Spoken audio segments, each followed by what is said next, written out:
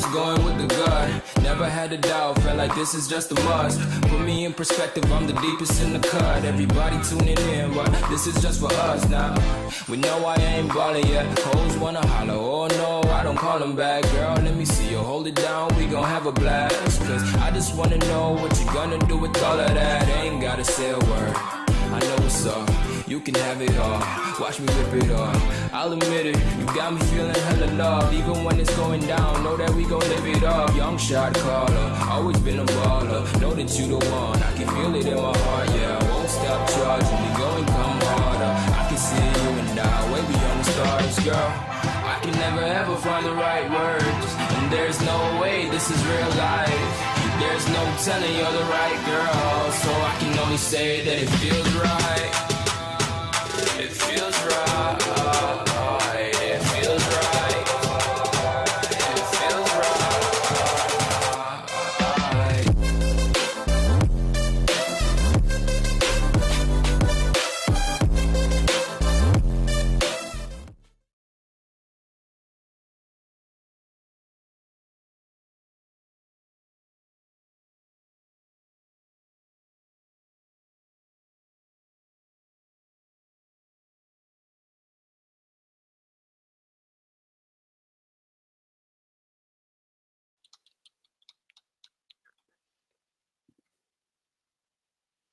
Hello.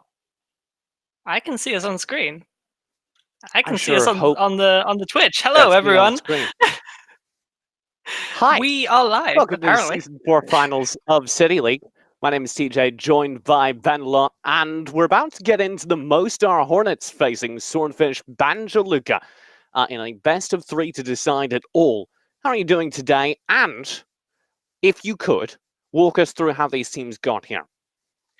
Well, let's start off with I'm doing great. I'm very excited to see some great Counter-Strike. But hey, so how we got here then? Swordfish Banja Luka went up against United B Alistock last week on Mirage and Inferno with a 2-0 win to Swordfish Banja Luka. They picked up the rounds fairly easily, 16-7 to Swordfish and 16-4 also to Swordfish on Inferno. They even got themselves on a 10-round streak on the CT side, so they were looking pretty dominant, that's for sure.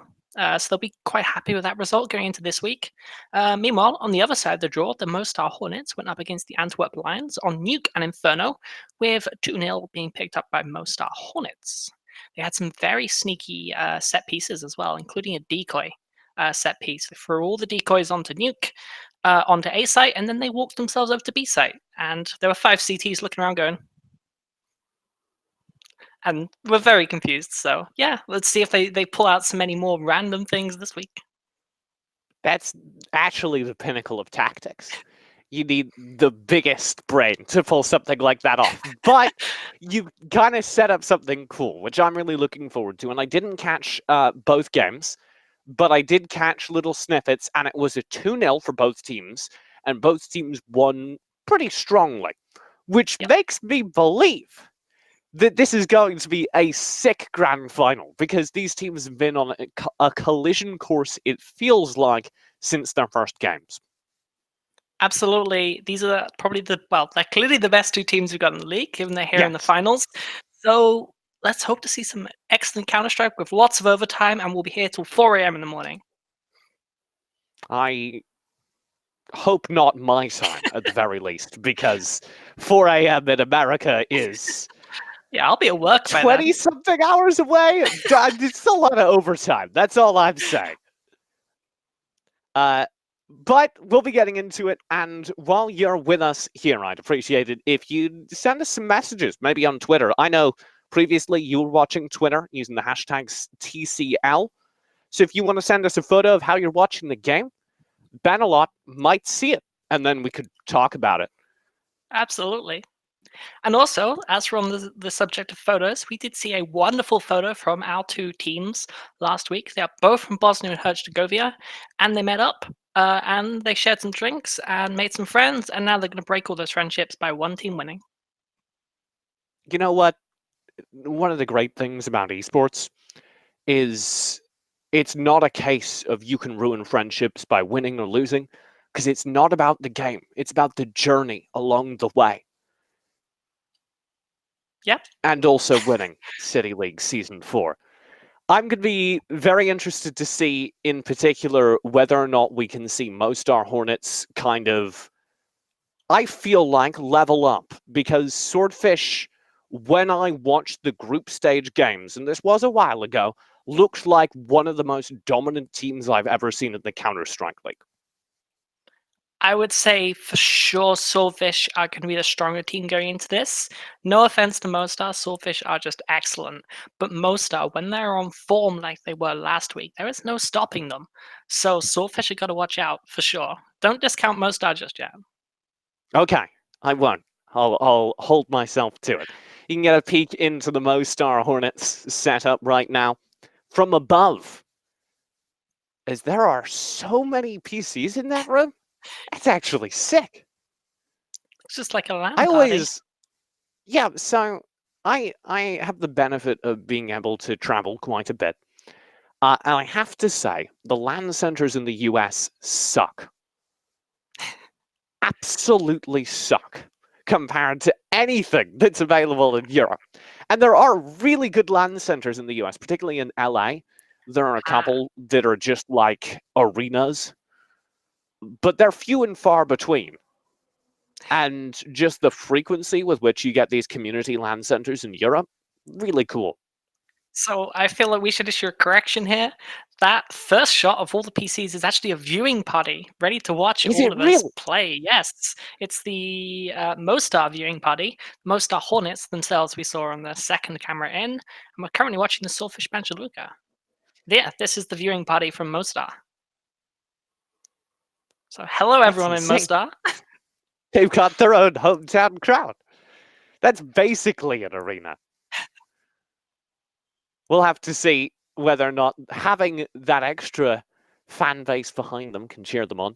All the LAN casts I've ever done have been in sound isolated environments, which means the players have on super high-tech helicopter headsets, so they're in a booth so that theoretically they can't hear the crowd. But the secret is they always can. And I've always seen having a crowd, having someone cheering for them make a difference. All the LAN centers I've been have been far cry from actually sound isolated. So having some kind of support means that they definitely will be able to hear that from the next room. The one time I did go to a LAN event and watch on stage, they didn't have any sound booths. It was a really low tech kind of UK only event, and they obviously just casted with a 2-minute display on the stage, and one of the players got up and just punched his monitor in the middle of the thing, and like a minute later on the screen just got shot in the head as someone jumped around the corner. It's like, so that's what happened. It's always a lot of fun when you have the sound isolated environment, and so the players can kind of hear and keep track of the crowd, but they don't know what the crowd's excited about. So I'm casting, probably a MOBA, because that's what I've done LANs for. And I'll be hyping up some crazy play on the map, and the crowd's freaking out, and the players can hear that the crowd's getting excited, and they can hear that the casters are excited, but they're not doing anything exciting. So you see them get really nervous as they gradually, through process of elimination, work out that the other team must be doing something big.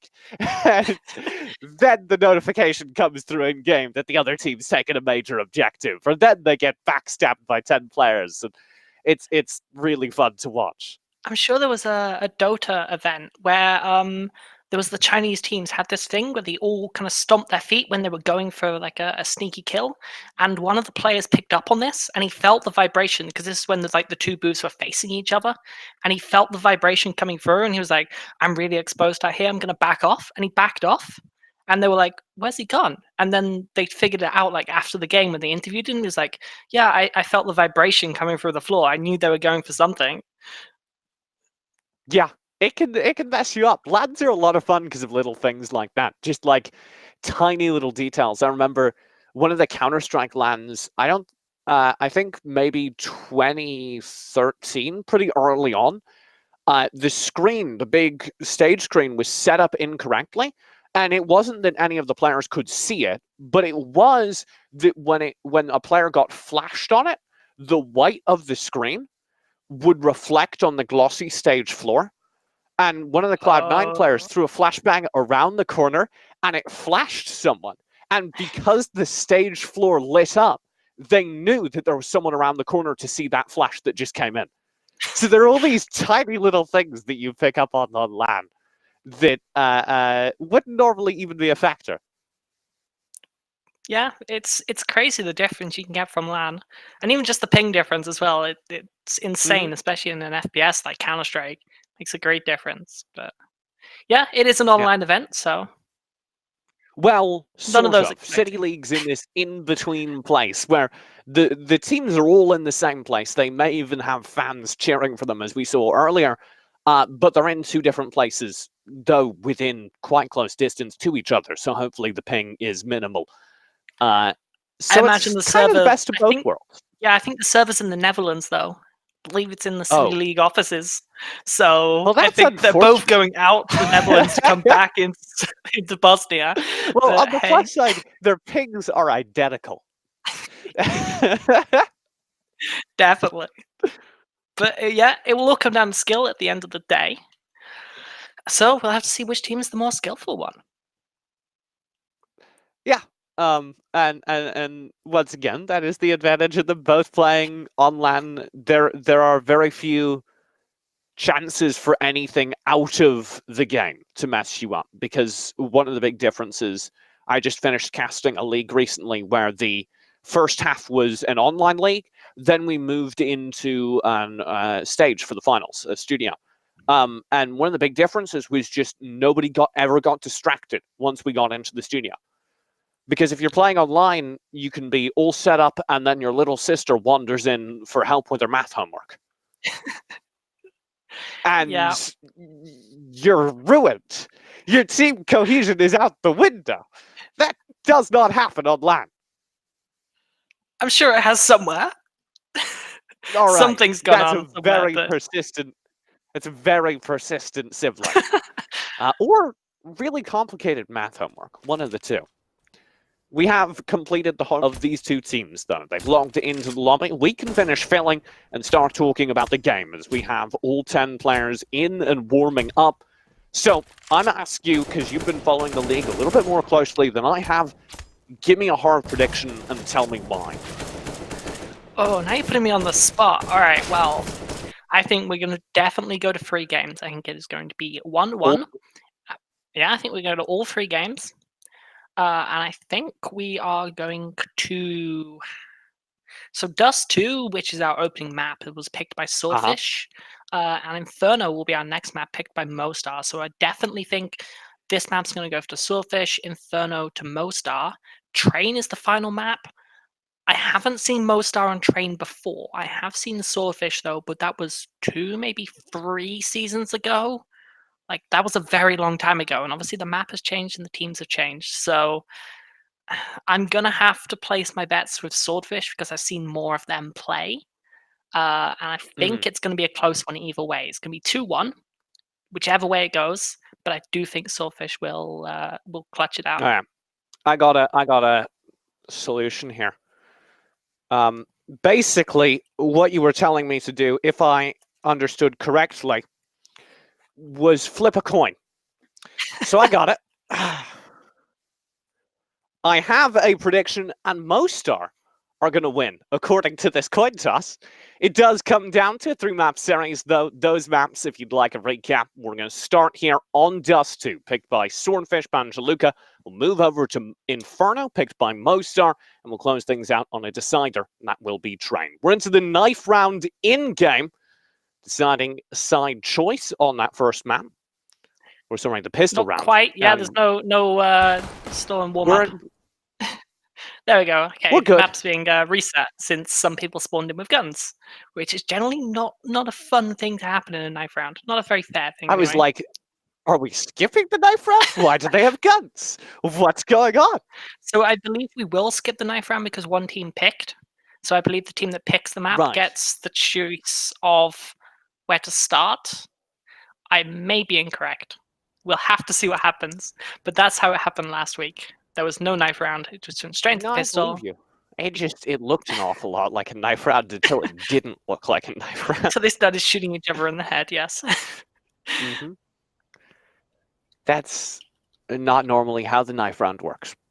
It looks like we'll be loading back in, though, after the server corrects itself with the first map here.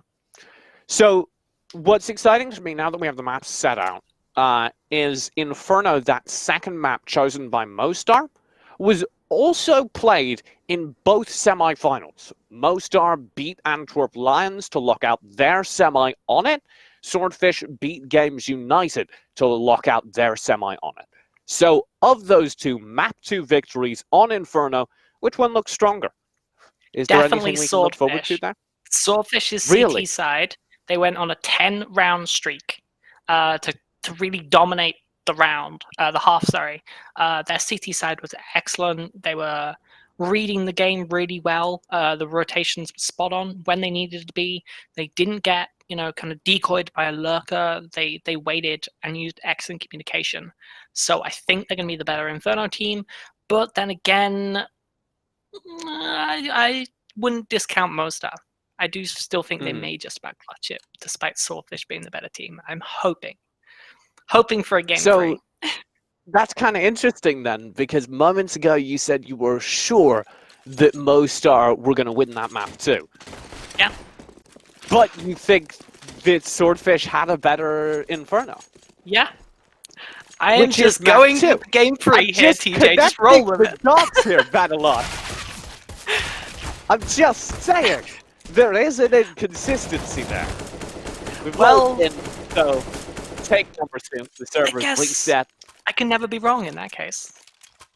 You're right. There is literally no way your predictions are incorrect. It's the pistol round. It's Mostar Hornets versus Swordfish Banja Luka, map number 1 of the best of 3 final. And we are in for a great game. That's for sure. Well, could be awful. Not to Not with these two teams. throw anything. You're right. Couldn't be awful. A little bit of a B push from Swordfish. Mason Macker B out to peak. He's already chipped down. Bomb hasn't been seen. They just know there are players there in those B tunnels. Oh, but right off the bat in mids, Deco will grab Korma. He's very far forward, which means Idzo can slide out and get the trade. Vision in the mid will expose where that bomb is. Mostar now know what to do. Yeah, it was Swordfish. They kind of peeked over at B, went, this isn't going to work out, and they've rotated themselves over to A, which does though mean they're pinned in behind. CT's wrap around behind them. Senzon! Oh, shut down by a teammate's nade. Senzon still got a kill though. Idzo flies out, finds 2 of his own. Simon with the sight control. It's all Dirk. And round 1 to Swordfish.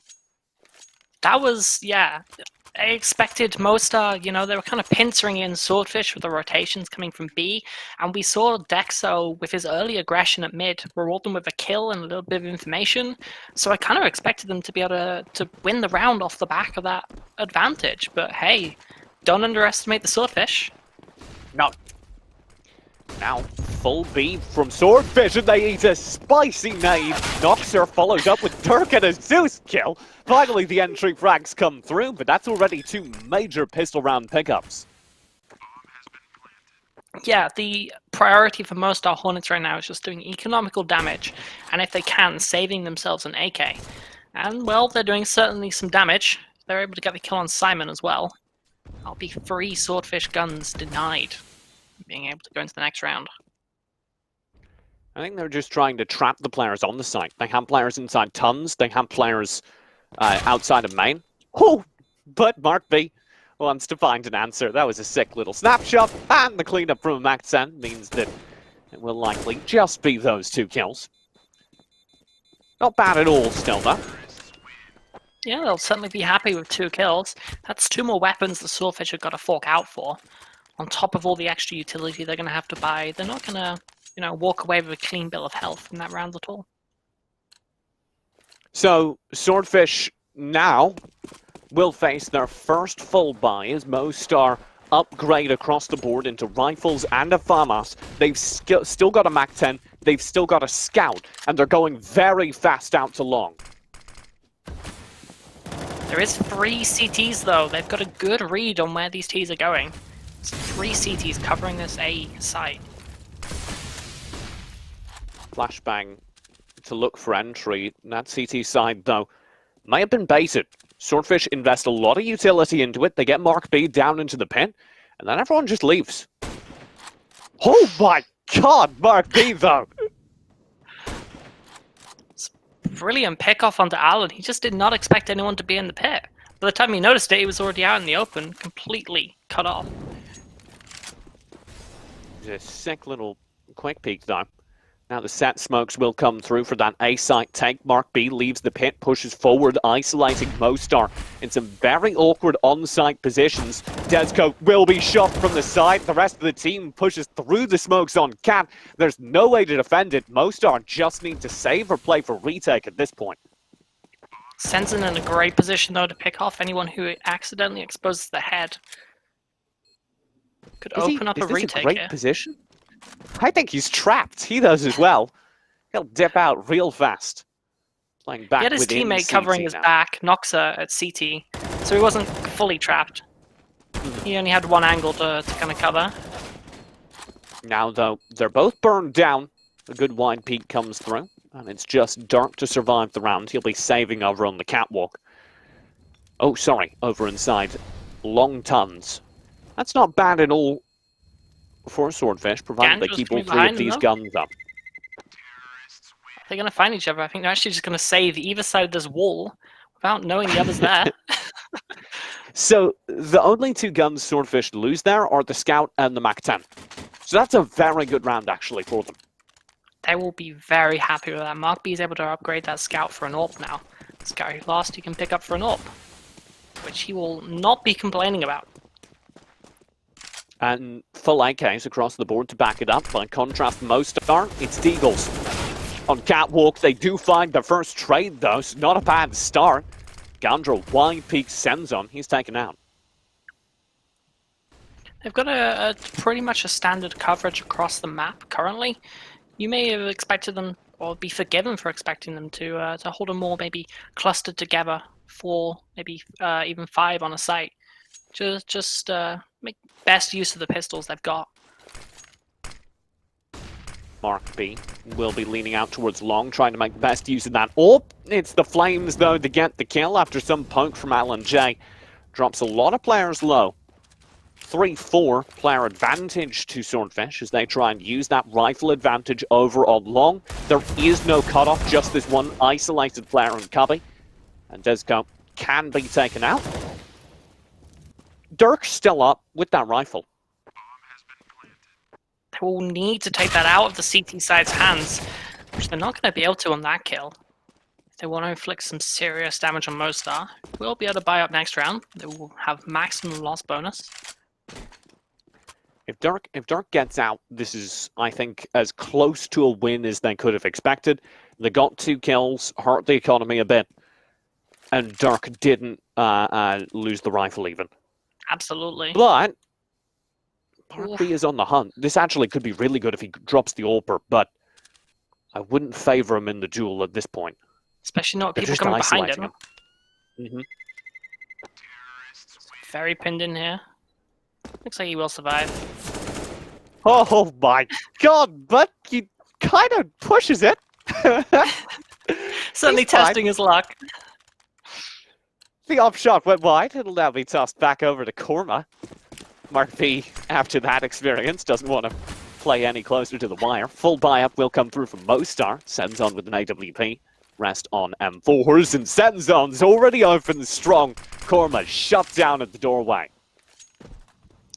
They were not ready for that aggression. The CTs have been very, with the exception of Dexo at mid, they've been very kind of passive so far, and that little sudden burst of aggression caught them off guard, and they were rewarded with a kill.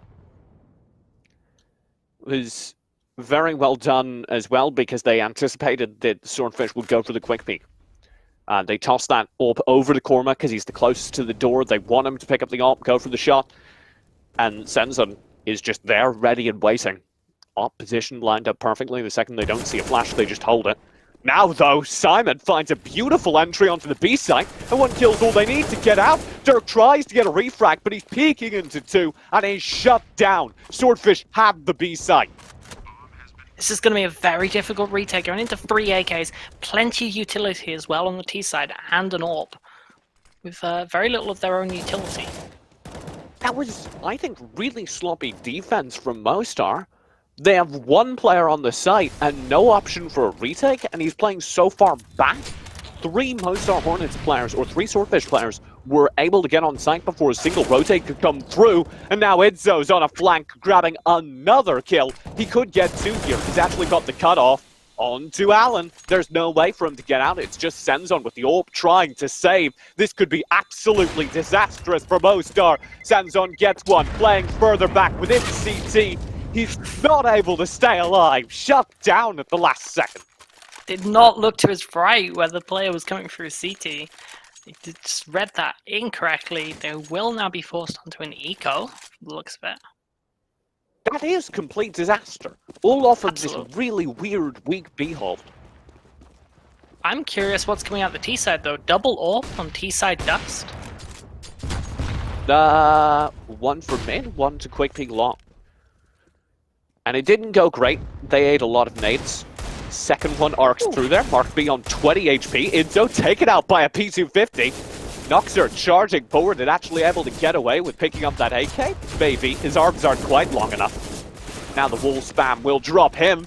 As Noxer is burned down, Simon pushes forward. The Deagle spam isn't rewarded with a kill just yet. They're just trying to fall back towards the pit. All the while, there is Mark B trying to lean out on Cat. He's only got 20 HP, making this a fair duel though.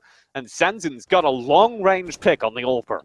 This is very dirty from the T's. They're losing people without being able to trade. They've only found themselves Noxer, who wasn't really in a difficult to reach position for them. Now they're going to have to try and take A site. Just the 3 of them. No rifles though. Still only Deagles. None of the guns that have been dropped have been able to be picked up. The flank is here. Gandra's got Senzon. Oh, Korba as well for Alan J, but Nezco can't get 1 and 2 with the 1 digs. It's just Simon on the site and AWP to his name. This should be doable. Nezco's got an AWP. Doesn't know there's player and Goose though. Simon will be playing this very carefully with the close angle. His shot's wide, and Dirk's got the round. That was a very nice retake from the CTs, where they both went down the same angle, and AWPer is not very effective when going up against 2 targets coming from the same angle. You know, they can only fire once, or 1 shot at a time. Whereas if they had split up, they could have taken them from cover, backed off, you know, and had plenty of time to re-peek without risking a trade. Okay. But what was happening for Swordfish that round? They just lost their mojo. Something happened. They try and answer, and I see a lot of teams do this, by just going quick towards A. You lose a round, you say, alright, shake it off, quick A.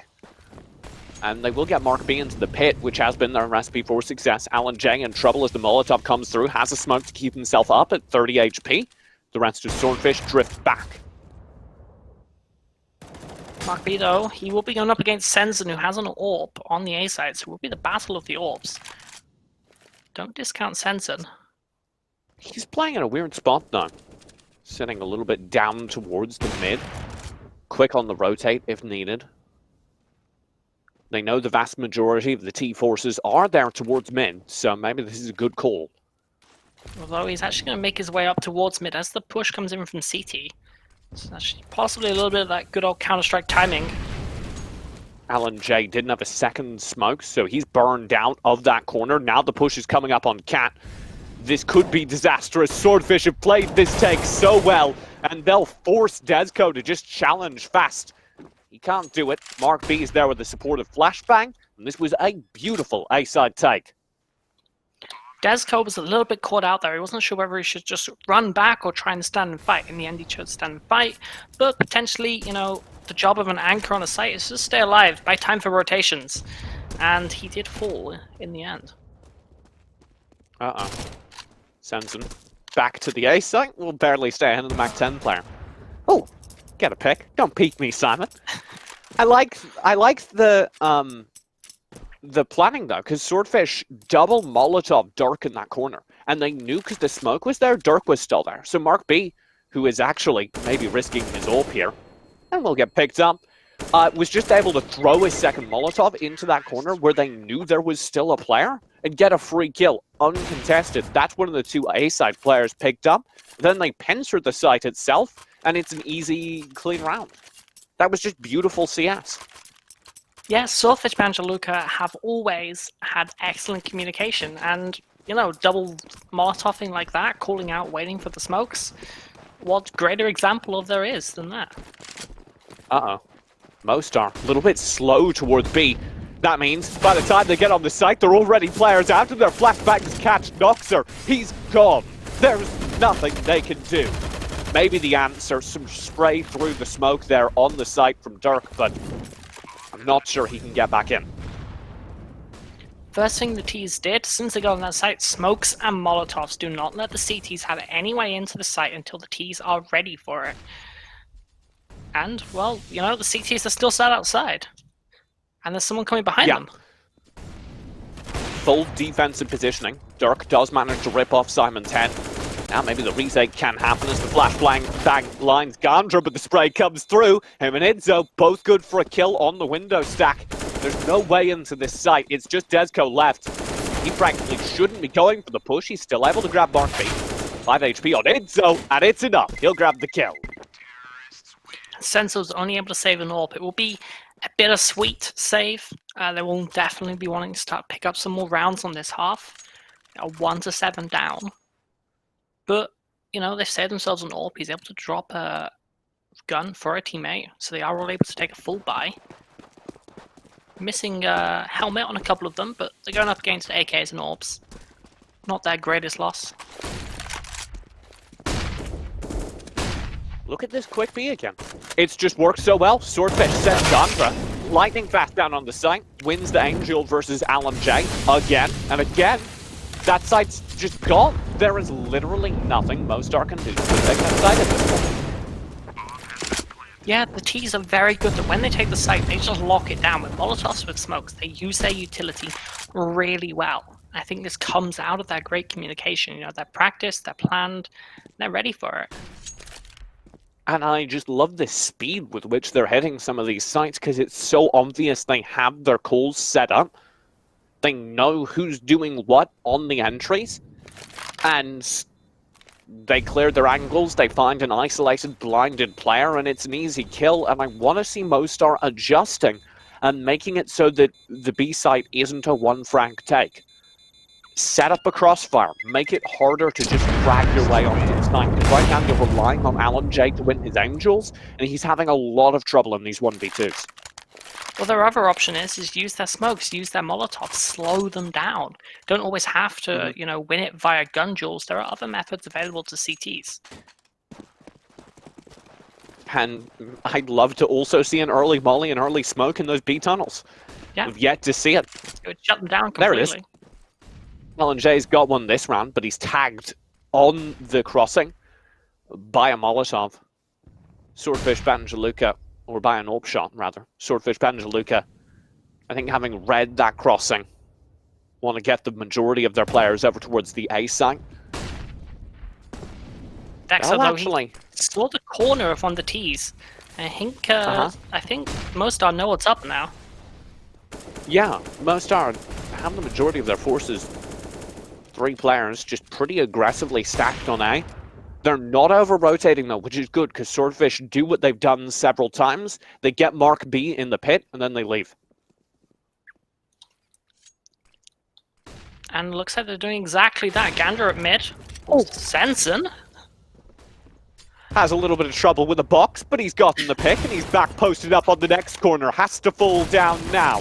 Already lit up. The Mac 10 of Simon will rip off Noxer's head though. And this means the A site will be a battle. They can't play long, remember. Mark B still there posted up, so these AWP shots have to be hit from a very close angle. Sensen's good for one, Desco the other, but the frags still work out. One player on this site, that's Korma, and he can just plant for long. It's a very smart move by Dexo to back off there. He realized the site was gone, the bomb was going to go down, nothing he could do. Might as well back off, regroup, and then make it a 3v2 rather than falling in the sake of holding nothing for a 2v2. Desco does have a smoke, but they're running out of time with this long hold. It's going to be dicey. Oh, the leg shot! He's got it! Dirk takes his time. Now, here's the question. Mark B on the long hold. It doesn't matter. Dirk out-aims him as well. This bomb will be defused. And Mostar have their second round. They will be very relieved to pick that up. 2-8. It's getting into dangerous territory where they could be going into the second half significantly behind. And bearing in mind that I do believe Swordfish are a better CT side than their T side. Although their T side has been excellent so far. I want to see an adjustment to this from Mostar, though, because we keep seeing this strat. Get Mark B in pit, then split A. It's at the point when there's all these smokes going out long, they should just know it's an A split. They don't seem to be kind of adapting their tactics, as you say. You know, we haven't seen them adjust to throwing Molotovs in B yet either, despite the fact that 2 rounds in a row, they would just rush straight there. Last round we got one. It was just not the round that they were going B. And this isn't the round they're going A either. Instead, full mid focus from Swordfish. I don't think most are able to read this, though. They know there's at least one there. They're seeing the shots. They're seeing the smokes. I don't think they're ready for how many are just waiting for them. Desco has a molly to slow down a mid B. Samson has one to slow down a cat push.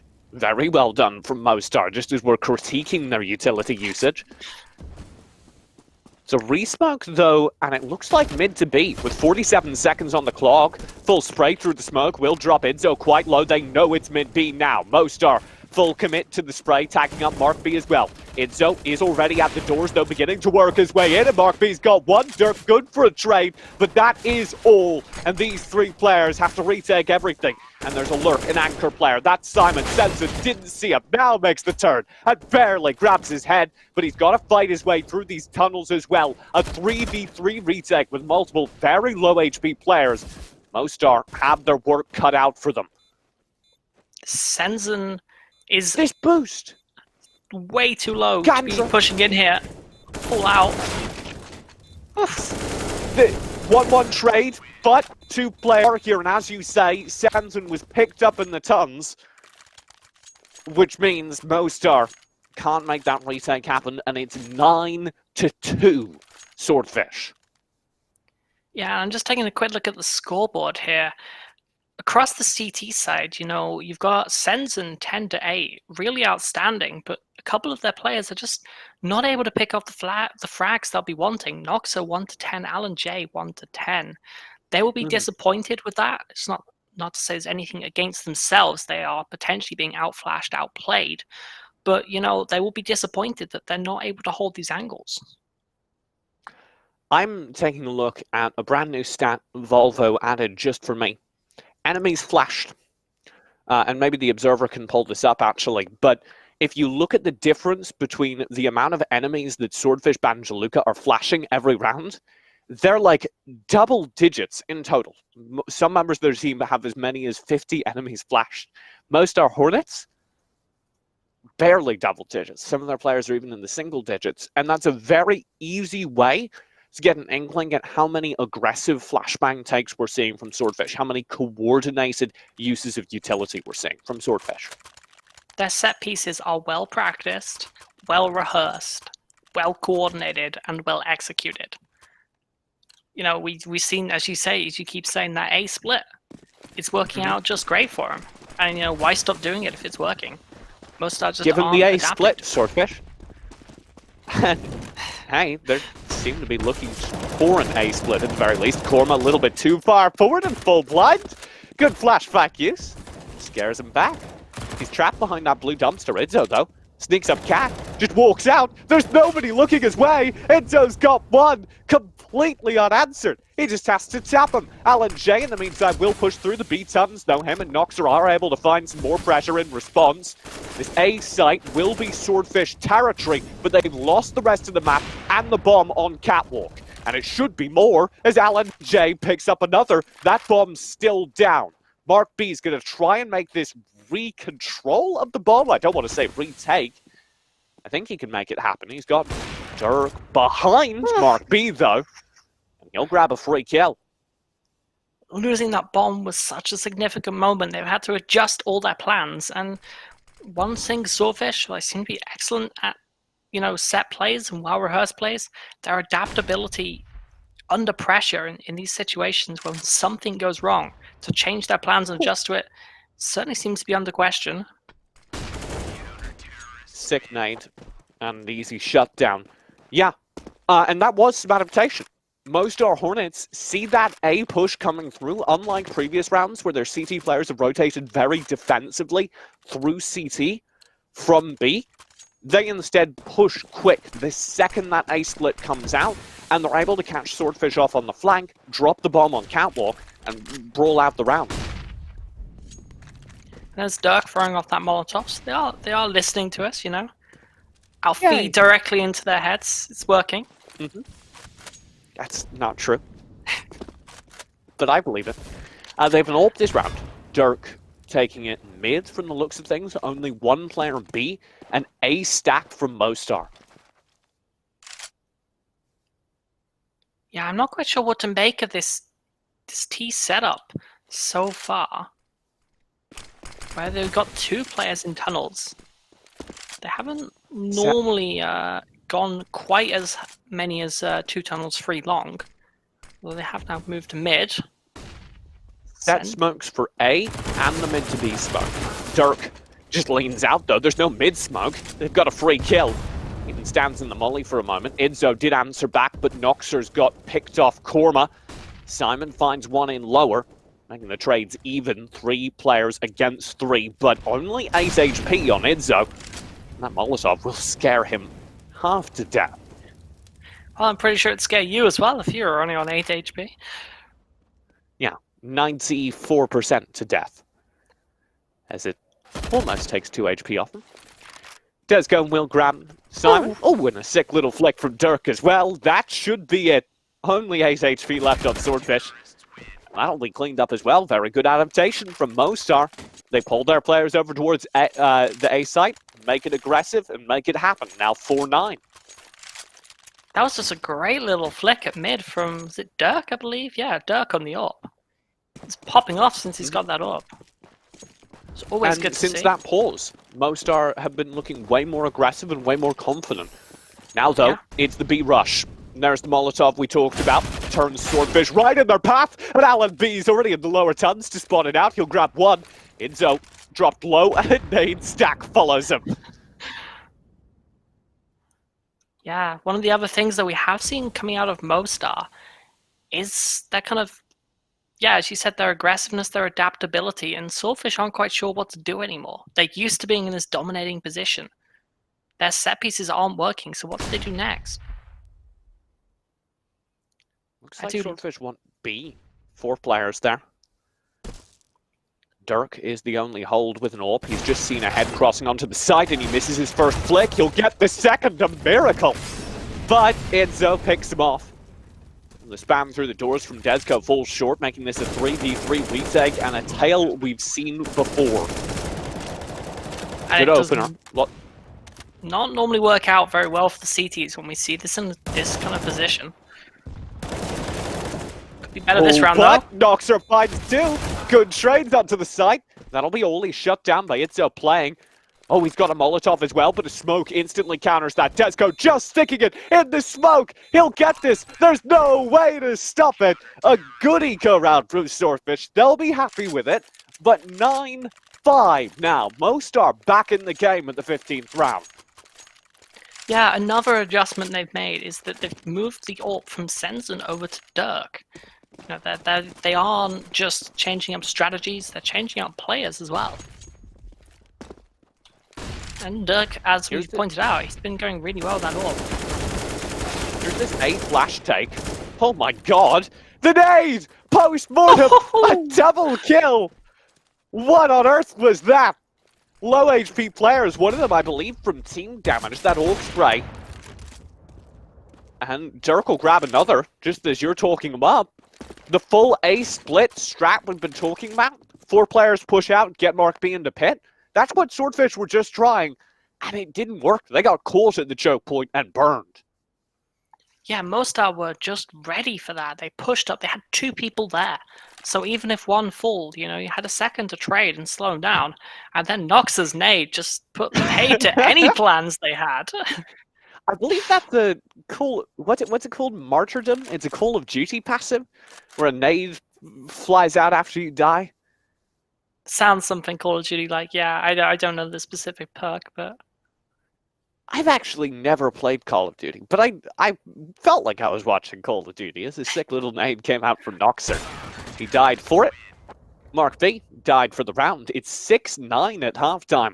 That is a marked improvement from Mostar. That halftime pause they took, well, it wasn't even halftime, quarter time pause they took midway through this first half, really paid off. Yeah, sometimes that's all it takes, half the battle of this game is psychology. And, if getting into your opponent's head works really well, but so does, taking a pause, taking a breather, discussing what's going wrong, which they clearly did. And hey, it's worked out for them.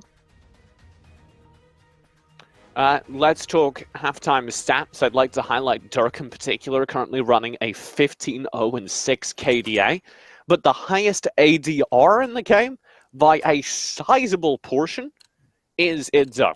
19-1-7 with a 1.19 ADR and a 2.71 KDA.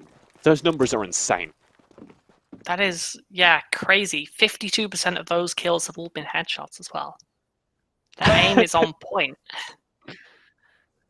Idzo, you madman, dragging Swordfish towards victory. Although he has quieted down a bit during these last few rounds, perhaps one of the many reasons that Mostar seem to be working this game back in their favor. Seeing a flashbang. A T push-up short is one of the less used places for an opening pistol round T push, but when the CT's up What is this round? They just left! Now they have to retake from Cat, but there are defenders, unlike when the T's did it. 1-1 trade on the catwalk. Mark B and Simon both win out their fights. It's just 2v3 on the retake. Mostar may lose this, despite the madness that was the opening. And they do. Sick little shooting coming through. It's a win-off aim, a round that they soundly lost by strategy. Yeah, I was just about to say, I do not think Swordfish deserved to win that round for tactical reasons. It was purely their gunplay that secured them that win, so they're going to have to make sure they do not do something like that again. If Mostar had any kind of advantage in weapons, that would have been a different round. So they full pistol. There was basically, we were watching a retake server. And Swordfish had a better retake, I guess. That was absurd. I legitimately don't understand what was happening there. Now, they do it again. No one on the A site. This time they have 2 on Cat. But they're not holding long. They're not giving Mostar the chance to take pot shots, maybe win things out. Lucky thing for Mostar, they aren't trying to. No one peeks long. No one's really peeking anywhere. They're playing very passively for CTs, hoping that, I guess, that the playing very passively for Ts, hoping that the CTs will push them again like last round. Well, now they've got their way out long with a minute on the clock. Spending a lot of utility to get there. Finally, a peek comes through and Dirk rips his head off. Nicely done by Dirk. Simon close to the smoke, but there's already players on the site. Not having any players on the A side itself may have backfired as now the 2 Cat players are cleaned up. Korma gets one, Senzon's hitting mad shots. And Mostar have the site itself. Finally, Idzo answers back, but the Star players are taken down. Dirk goes huge for 2 in the round. And Mostar are up 7-10. Not nearly as far behind. Yeah, Swordfish, they are holding A site very interestingly. They did have one player kind of sitting at CT to cover that long position and meet in the short term.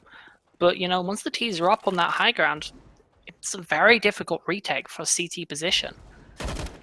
Yeah, it was just strange. Oh, what else is strange is Mark B's aim. But like in a good way, you know? Yeah, I think I can get where you're trying to go with that one.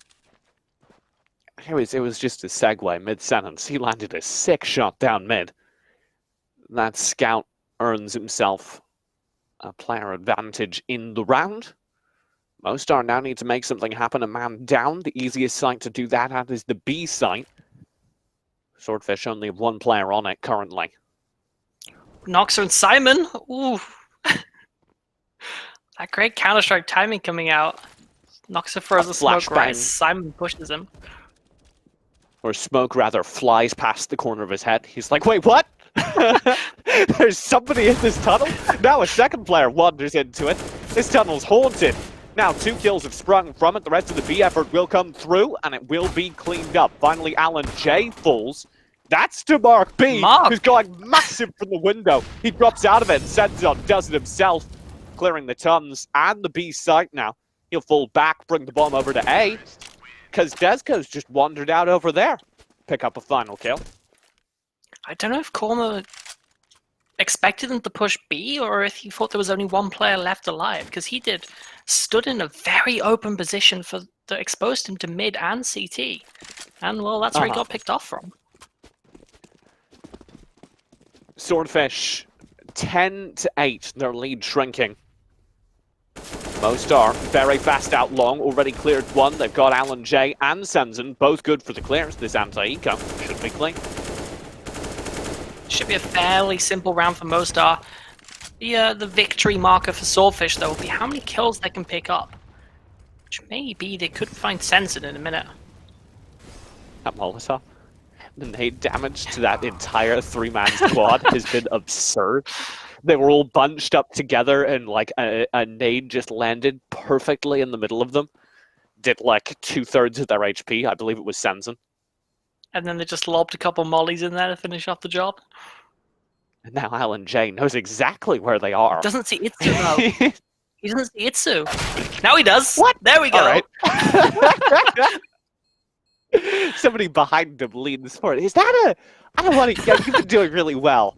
But I'm looking at your screen and I can't help but notice. There does appear to be a player on it. Yep, that's probably 100% what happened.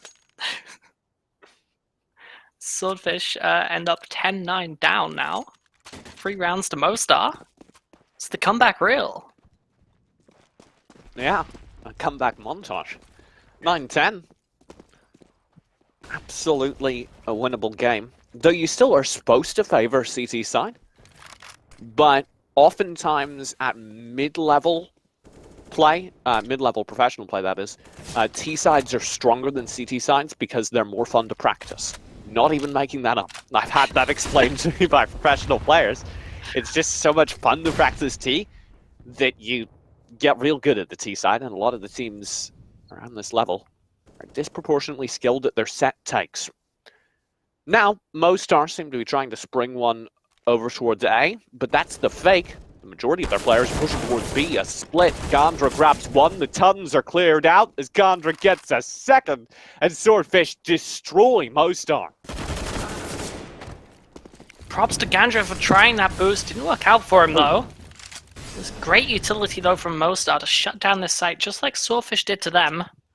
But they forgot one location, and it was where they threw that Molotov. Poor Noxer. Noxer threw a Molotov to block out the door. And it was... Oh, gets one. Anyway, he throws one Molotov to block out the door. And sends and throws a smoke immediately into it. So he's a little bit sad. But it's alright, because he picks up a second Molotov from the site. So he throws that into the window. And it kills his teammate. Not the best rounds from Mostar. So Swordfish, Banja, Luka finally winning one back after that little streak. Happy enough with that, I'm sure they will be. Well, a little bit of ecstatic. an odd buy from Swordfish. Not very much utility. and an MP9 and a FAMAS. I'm a fan of the MP9 in an ambush position like this, though, because there are so many places around long you can play close, and Simon's doing exactly that, smoking and then just standing close with an MP9. And it doesn't really matter what gun you have at that range, but an MP9's good. It's also got a great value per kill as well. Don't forget, each gun worth different amounts. You should get a kill with it. MP9, one of the highest. It is an SMG. Don't quite know what the lowest smoking is. his team up on the catwalk now. They want to make this A take happen. How come the flashes, and here they go. Just a little bit of punk. They don't have a split, because that split requires Dark wandering into Simon's close range MP9 fire. He'll land the shot, though. No problem. Even plays defense for a moment. This traps Mark B between two angles. He'll land the shot on entry, but his sight's already taken. It doesn't matter, because he's got the answer. 2 kills to him. Sends it in mid. Will trade back one, though, as Swordfish's rotates are cut off. He'll be able to push quite quickly through to challenge Idzo and take him down as well. It's just Mark B for the round. He has no AWP. He'll likely just save it. Looks like he's going to see what frags he can get, though, before he does. Inch around there and back off into the pit, actually, so maybe he'll find himself one more. Looks like the T's are abandoning the site, though, so perhaps not. But yeah, Mark B, insane shots. I thought that round was going to be super sketchy from Mostar, but Samson was the key. Because he's kind of anchoring the mid doors, he can find a kill, and then since he hasn't seen any of the rotates, he knows that last player is going to be in CT. So just slides out. Easy round. Yeah, great play. Great lurking. And yeah, 10-11. It's starting to turn into a bit of a back and forth. Yeah, Mostar making a game out of this. I was very sure Swordfish had this headed into the second half of the first half. I'm going to stop trying to define that. But then Mostar have just looked better and better and better. Now Swordfish are back on their game, but it's rough. Yeah, that pause changed a lot in terms of both scoreline and kind of play style for Swordfish. You know, the USP is one of the worst feelings in the world. When you land a headshot and the guy doesn't go down. It's now happened twice. Senzon gets clipped in the head through some stairs there. Plays it back in the tunnel. He's chased as well, which means this Molotov coming in from Jezka will be a gift. There's a second one as well from Alan J and a nade. A lot of utility into those tunnels. Yeah, they did not want anyone coming behind them. Mm-hmm.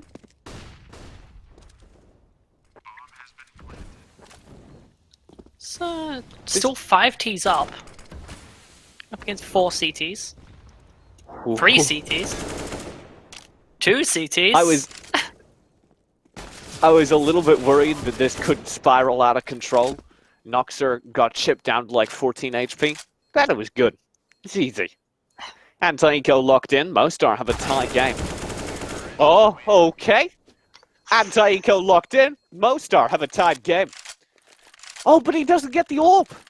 Do they just not want one? I assume they didn't want it because he was stood right on top of it. You know, he was ready to communicate. At the very last second, he swapped his rifle, and I thought he was trying to press the G button, toss it away.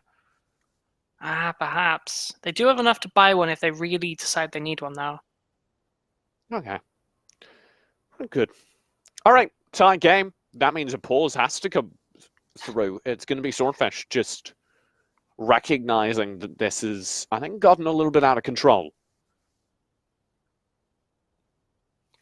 Yeah, they're going to hope that they can pick up the benefit that Mostar had when they paused at the same moment, you know, where they kind of reset their minds, and then they went into it and they just went ham and won a bunch of rounds, bringing it back. Yeah, I need to know, I want like a clip of whatever the Mostar team did during that time.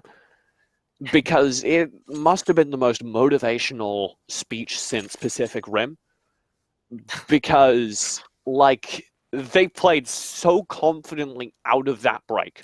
They were on the CT side and losing, but they're pressing through the tunnels, taking aggressive aim fights, and that was what let them finally begin to take back map control on these close rounds. Ever since then, Swordfish just haven't been able to get away with their cheeky play. They'll try and go aggressive. Enzo! Oh my god, he flashes in and just instantly grabs a pick. And most importantly, gets themselves information that there's at least one other in the tunnels. So the CTs, they're not going to be abandoning their B site anytime soon. I think that was exactly what they were looking for out of the pause. A little bit more aggression, a little bit more map control. Like you said, they can put together where Mostar are on that map. Which is worth just as much as losing. If they lost a player there, they wouldn't have been too disappointed if they got the information. Information worth a lot more to the CTs. Simon's playing the corner here, pretty far back. The Molotov scares him back, but he's still got plenty of corners. It's a beautiful angle to play with an AUG. He's also not got plenty of utility, though. It's now out of utility on the Swordfish team. The whole team. Just 2 smokes between them. 2 flashbangs between them, I should add. Yeah. Mid to B, smoke will come through from Mostar with a flashbang as well, and Alan J does go. Combined for that kill. Gondra's just going to have to play this back over on the B side. He's got an AUG in the very far corner of it. Spots Subhead. Oh, it's 2! At close range, the double spray down. Another player will peek. That's Senzen, who finally shuts him down. 10 seconds on the bomb. It'll go down, but it's a 3v2 retake as the anchor player does his work. That was the perfect playing from, I believe it was Gandra, wasn't it? Yeah. Like you said, playing the anchor just needs to stay alive, stay back. You know, if they can pick off 1 and stay alive, great. If they can pick off 2 and die, also great. Oh, Senzen, Desco, good for 2. Now Mark B trying to work his way in. Will find 1 with the quick scope, but in the corner it's going to be a really hard angle to hit. It's down to a USP as the bomb timer ticks lower. Senzen's got nothing left in his gun, but a 180 Glock headshot will close the round. Mostar get their 12th and the lead for the first time this game. This is a big moment. Mostar, they've just picked up the lead for the first time, like you said, and Swordfish, they're on an eco now. So this is potentially going to be another round at least to Mostar. Could they now be the ones to force out of the lead that they force Swordfish to have to retake? The end to that round could not have been closer. Simon tries for early information here. Mostar playing a little bit defensive on the T side, aware perhaps that Swordfish have made the decision to play aggro, and so they're just watching angles. Pays off again. Desco gets a shutdown onto Gandra. Something else they'll most definitely have been wary of is kind of an MP9 or a UMP or something rushing that long doors, trying to get 1 or 2 kills as an eco round. They're aware. Yeah. Easy shutdown. Mark B drops. Corma able to trade. Yeah, that might be the only gun dropped, though. He's over at long, pretty disconnected from the action, and the rest of Mostar will have an empty A site to take. It does seem to be the Swordfish's Achilles heel. It's very open A sites. He just dropped Dirk to 19 HP by spamming through that smoke. They're Luckily save these for Dirk. Yeah. And I do agree with that decision. Yeah. Maybe you go for an extra pick as the players rotate out from long. But don't do anything more risky than that. And that seems to be their call. Edzo's at the top of mid there. They've got a crossfire should someone push them. Actually, Korma's kind of baiting for it. Come kill me in T-spawn. Uh-huh. Alan J will give away his AK to Idza. Or he doesn't, actually. But they don't save any AKs. That's devastating.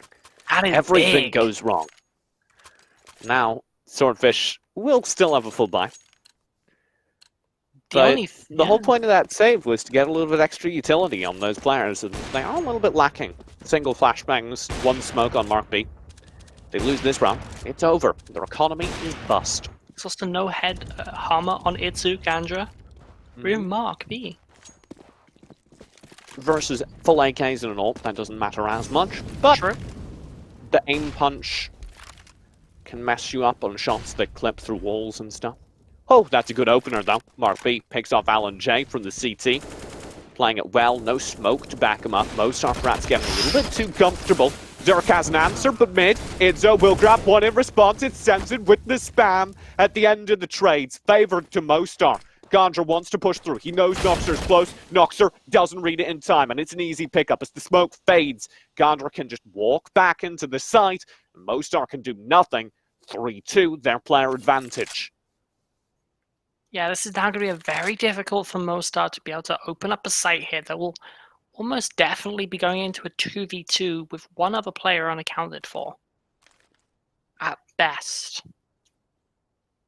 So that as they start to split up. If they choose their site right to 2v1, that would have to be the A site though, because there's a quick rotate from mid. Simon will figure out what's going on though and be able to turn around and look long. Should it happen? He actually heads over to B. Desco? I think Desco's just found the perfect timing though. If they B split at this point, they have two 1v1 aim duels that are entirely winnable. Gandra will win his as well though. Both aim duels go to Swordfish and it's 12-13. It was great timing from Mostar, just not able to win the gun battles against Swordfish there. As you said, I don't actually know if they would have had enough time to plan. It was like 8 seconds left on the clock. Maybe if they got, a one-shot headshot on that AK. Yeah. If they'd gotten fights instantly, that would have worked beautifully. But the Swordfish players were just playing so entrenched, so defensive, that they didn't have the time. Coleman's playing very aggressive at long. And Alan J did actually see him, so he's not going to be able to find anyone now. They know exactly where he is. Full AKs from Mostar to do the deed. There's that challenge being threatened towards long, but Alan J actually just drifts off. He'd like to play towards mid. They'd like to push Cat, maybe B. Mid nades coming through for now, threatening Idzo. He'll be chipped a little bit, but that's all. Mark B, though, he's set up a crossfire at mid. They're reading this really well from Swordfish. I'm a little bit worried about the fact they've left Korma that far forward. Like, Swordfish just know they don't need to worry about long. They have that knowledge. And Mostar can't make a move without worrying about that flank just tearing them up. Their only option really is to lean towards the B side, and they do. Mid-B split. Idzo holds strong. 2 frags to him. And I don't think that split is happening at the very least. Dirk and Desco can't go through this smoke. You opened them up, it shut down that crossfire, but they just weren't able to shut down the... And there's the flank. Yeah. But B site could be open. 1-1 trade onto the site. Dirk 1v5. 9 seconds on the clock. Needs to stick the plan. 6 seconds. Bombs going down. Korma's got the side. And eventually, the spray down does mean the bomb goes down, which he won't be too happy about. But they'll get the round. That's a tie game. 13-all. Yeah, the bomb going down, it's not going to make a huge difference. $300 in the scale of things when we're talking 4,000, 5,000. But actually was about to say a little bit more gold, which is how I know I've been casting too much League of Legends. Like to see a Rage Blade brought up here. Maybe a GA. It's going to be an anti-eco for Swordfish as Mostar buy up Deagle's Tech 9's nothing more. Full flash stack out for long. Armor as well, actually. Simon just has a shooting gallery, but this gallery shoots back. He'll be dropped down to just a sliver of HP, 14 on the side. They definitely gave it a go, Mostar, of being that aggressive rush, but Swordfish were holding too far back for it to be any use to Mostar. And that's kind of been the Swordfish trek Very defensive when it calls for it, very aggressive. Oftentimes in the beginning of rounds, gaining the information necessary to know when and how to turtle. Yeah, Swordfish, their game Look at reading this. skills are second to none.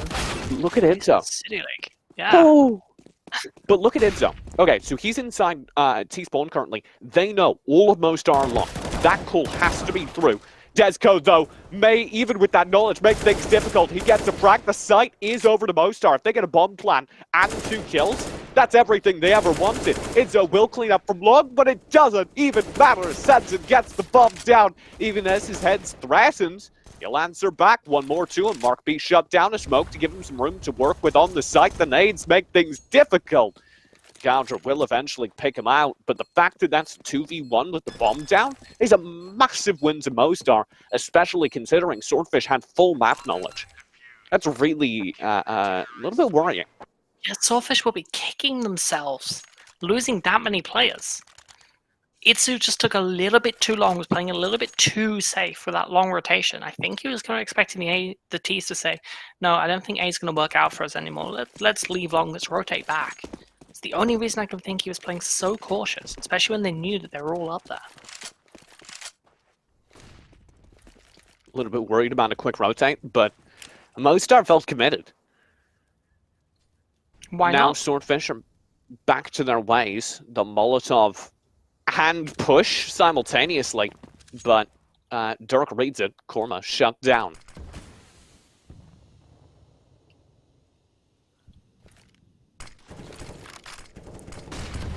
It's going to be, yeah, this is an interesting situation for the T's. They've got Sensen lurking over a B, but not really making any noise, and never going to catch any rotations in that kind of area. CTs are too defensive. They won't rotate through tunnels. Basically got a player doing nothing at the moment. We need to either push for Sensen, get information, or come and join the team.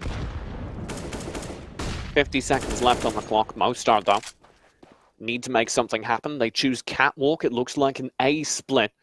You have Dirk pushing through long. Mark B will be the key player to take out, I think, playing near car with an AWP. No smokes to cover it either. They just need to go for the aim fight, but they do. LNJ lands the shot. Simon shuts down the long rotate. Itzo's pushing in. It's not all doom and gloom. Sensen on the anchor, though. Finds another one for Mostar, keeping them in a massive player advantage. It's only Itzo to strike back. He does a good job lurking into the site. They've got Simon as well. The bomb's down. Planted for Catwalk, but nobody on Mostar can be on the site to defend, and they've already blown their nade stack. This means Swordfish, especially with an AWP, have control of the action. They'll stick the bomb now, just on the edge. Simon's playing it so well. He'll get the shot. They kill the planter, and finally Sensen ends the round. 14 all.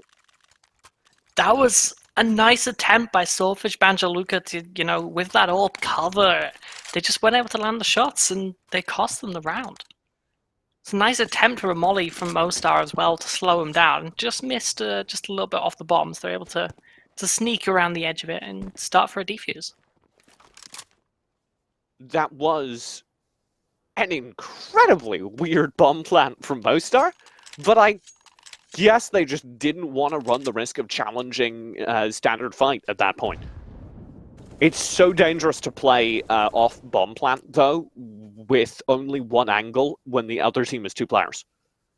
Because they can just body block, get the round. Yeah. But at the end of the day, worked out. Their plan. 14-14. Bear in mind, this is Swordfish's map pick. If they lose this, that is a very worrying sign for them going into map number 2. Which is Mostar's map pick. We go to Inferno next. As you say, Mostar's selection. Swordfish don't want to go there in shame. They're pressing forward on Cat. Trying to gain some map control. They learn there's nobody close on Cat. We'll see what they do with that. Maybe a call for a B rotate. That would be accurate from what we've seen so far. But Mostar are transitioning themselves through mid. Now they have players up on the catwalk. Alan J incredibly close there to Mark B. They're both like inches away from each other. Alan J and Mark B will now challenge, and Alan J gets the kill. Gandra and the rest need to rotate quick over towards that A site as the pressure comes through. It's a good Molotov, but it'll be a 1-1 trade off it. Desco shutting down Korma. The A site's theirs. The flank is gone. This should be match point. They must have been able to smell each other. They were that close. And they just went for it. T's, they were not holding back. They all just surged around that corner at the right time. That poor little CT who's left to defend the corner, a little bit overwhelmed. Trying to play close to the angle with an SMG is all very well and good. Oh, till someone leans out and already suspects you're there, which I think was exactly what was going on with Alan J. He heard some footsteps, came around that corner hot. Now the CTs, they're going to try and save and go for the overtime. Risky decision, but potentially the right one. Don't have very much money. 15-14.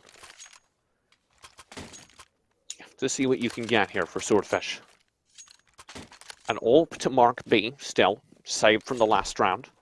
5-7 on Korma, 2 kits, UMP, FAMAS. It's not bad at all, actually. It's workable, particularly because Mostar don't have an AWPer. They've gone full AK.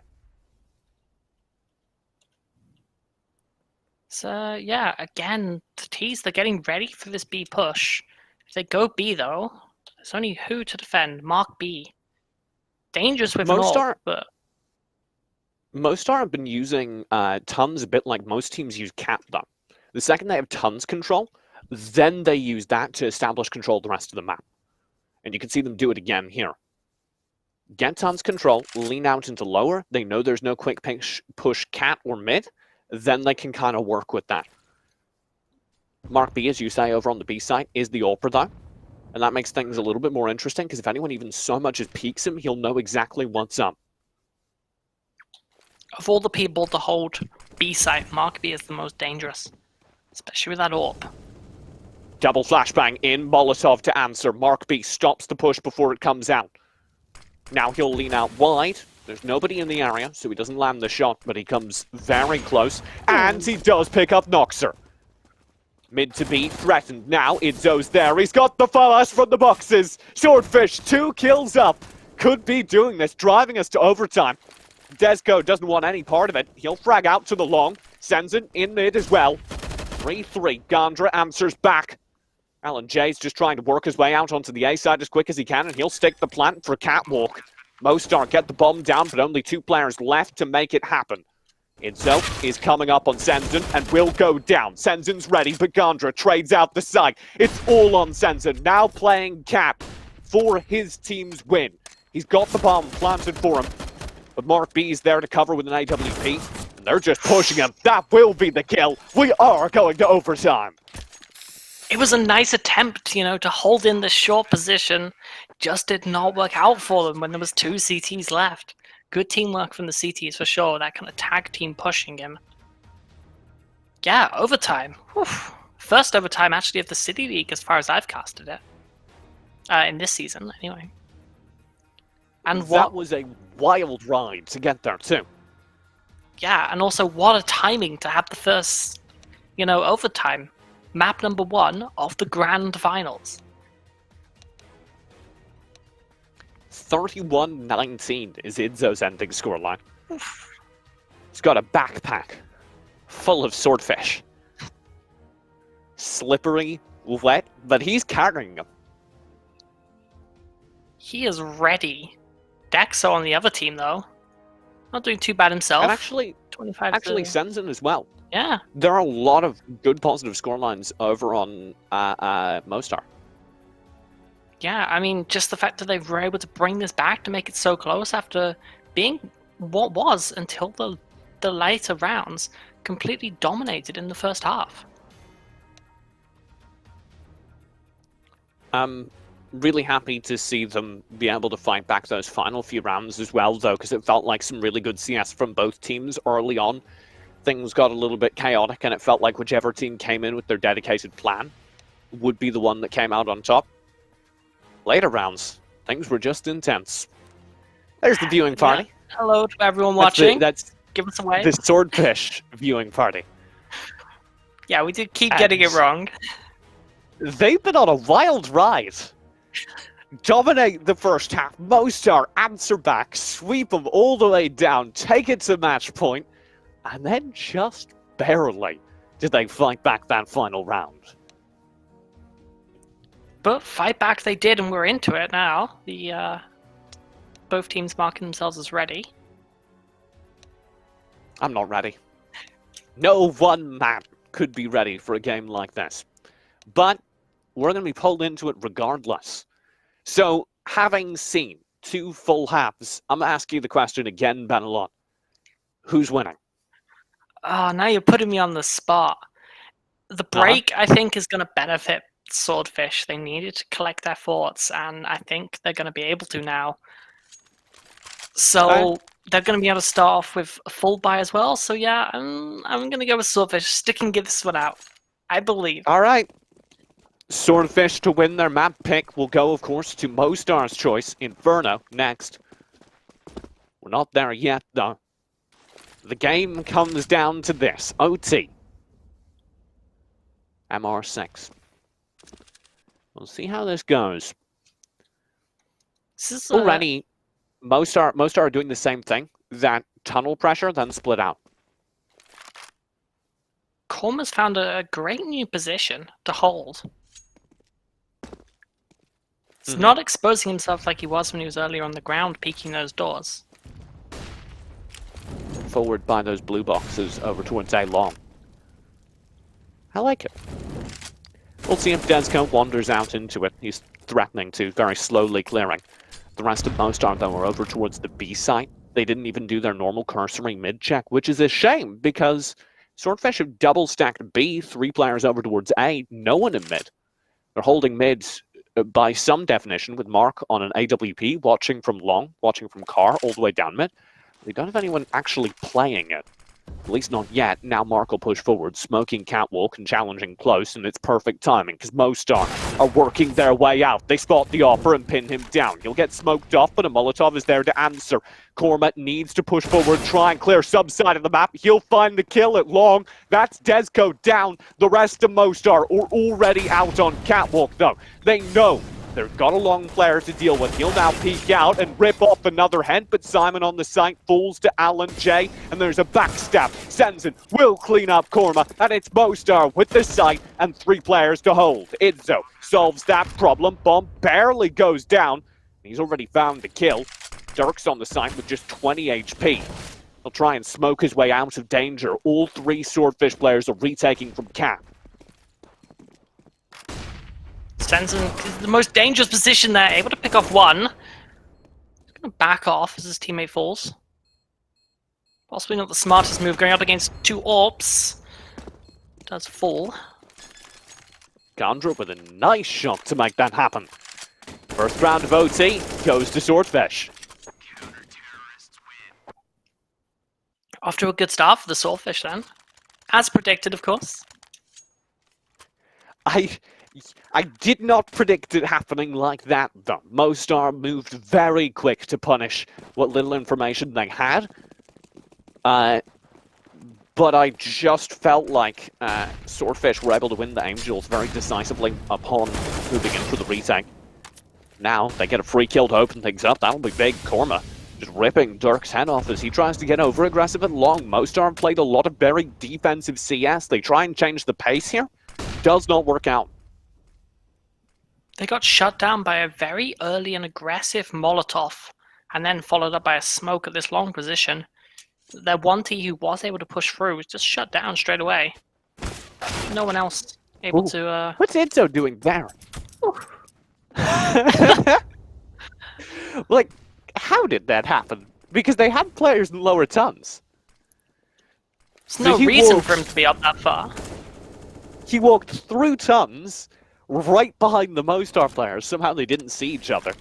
Sensen, even more astoundingly, had the presence of mind to check T-spawn when they had players in tons. Finds the kill. There's one player still at B. That's Gandra back at the site with an AWP. He'll grab the shot, maybe 2. Simon found one over towards mid. That means they know Mostar positioning at least for that B split. They haven't seen the bomb yet, though, and they won't see it as it drifts back towards lower and mid. They're still holding 2 on each site, roughly, which is a fairly reasonable place to be holding when you're going in up against 2 Ts. No bomb known. Nothing too unexpected here. Korma's in a great position, though. Oh! The timing! Mark B looks away just as Gandra slides out. Now he almost gets a second, but the time's too low. 6 seconds on the round. He's lucky he died when he did. Otherwise, they would have had very little money headed into this final round. As is, it's going to be down to like normal buy levels, which you don't see in CSOT very often. They're having a look at their economy for the first time this OT. The final round of T-side from Mostar. A full buy will come through and an A push. Dirk was actually able to tag, I believe it was Gandra, through the doorways at mid. Not bad. They grab the pick as well and long. Mostar changing the pace successfully this time. That smoke molly combo you were talking up so much doesn't happen. They're already out long. Simon's the only player towards A. He's not on site.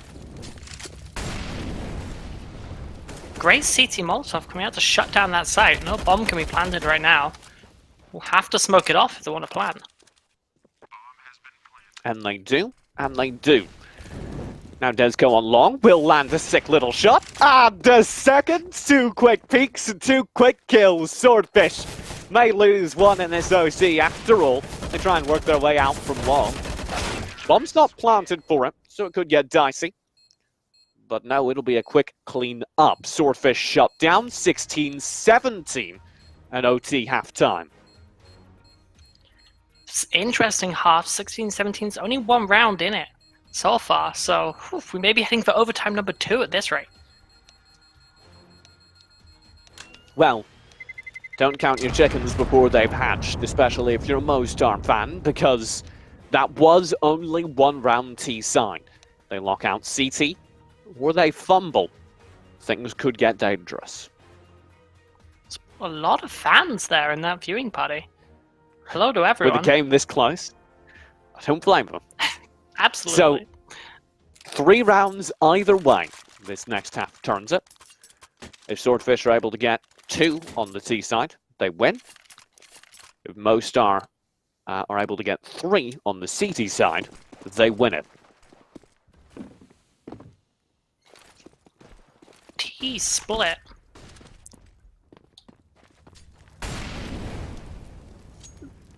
Mostar, they're now doing the mistake we saw from Swordfish. No A coverage. No, none at all. But it may not be punished. Swordfish. 2 players kind of lingering out long. They've got Mark B in the pit with an AWP, as they love to do way back on the T side. But the majority of their forces are over towards B. They'll have to make it happen through Catwalk. Sensen's just kind of wandering out here, though. He's got the pressure. They've got it. 3 players up on Catwalk. As they go for this, Swordfish will be walking into a trap, and I don't think they know it. Now the peek comes through. Mark B rips off Dirk's head. He was ready for that. Swordfish take that as a go sign. Flashbang out for mid, and look for this cat push. Molotov from Desco will be there to answer. They are choosing the one spot of all where it's the most heavily defended. Oh, that night. Gandra eats it to the forehead. Now peeks out. Desco can't hold the angle he wanted to. He'll have to take the fight just with an AUG at range, but he lands the headshot, and a second Molotov is there, slowing down the push again. Simon has come through long to back up Mark B. They want the site take as quickly as possible. Desco, there's 1, there's 2! That's insane AUG play from the site boxes, and he's able to stay alive, dancing further and further back, stalling out for Alan J to come through. The entire round's on Simon. Luckily for Swordfish, he's got the bomb, and he's got it planted with 9 seconds left on the clock. It's going to be incredibly close. 2 CTs gathering up in coming from the same kind of angle. Yeah, CT and Cat simultaneously. Simon playing tight on the ramp will get 1. A quick challenge onto Sensen. A 1v1 for the round. And for the rounds they need to secure their OT continues, at the very least, it is denied. Noxer and Mostar will get the CT side. That was just a great play by Noxer, sweeping round rather than going for that kind of closer angle that Simon, I believe, was expecting. Was expecting to come peek head right up over the side. Instead, Noxer swept all the way around, giving themselves plenty of room. Check very carefully. Swordfish, if they don't win this next round, they're guaranteed at least another OT.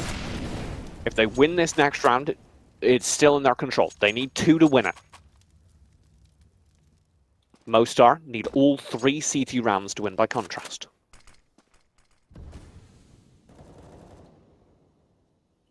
Oh, Dirk just spotted Mark B into the pit. He'll shut him down. Nicely done on long. That's a big important pick. That Mark B in pit play is one of straight out of the Swordfish textbook. Although Itsu, he can do the job just as well, from the looks of it. Answer back instantly from the pit position. The old duels go both ways.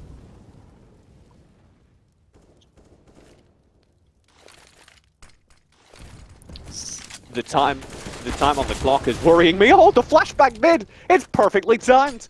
Simon does eat a nade, but he'll have the side control and rush into it. The window player is there to shut him down. Nicely done from Alan J, but he's got threats coming in from the tunnel. The shot doesn't land for a worryingly long time. Gandra finally connects. By that time, there is a presence coming in. That's going to be a quick rush from Desco towards the window, but he slows down, plays it safe because he knows there's a mid presence. That means the bomb goes down. Swordfish looking for the 1 round they need. Have the bomb in.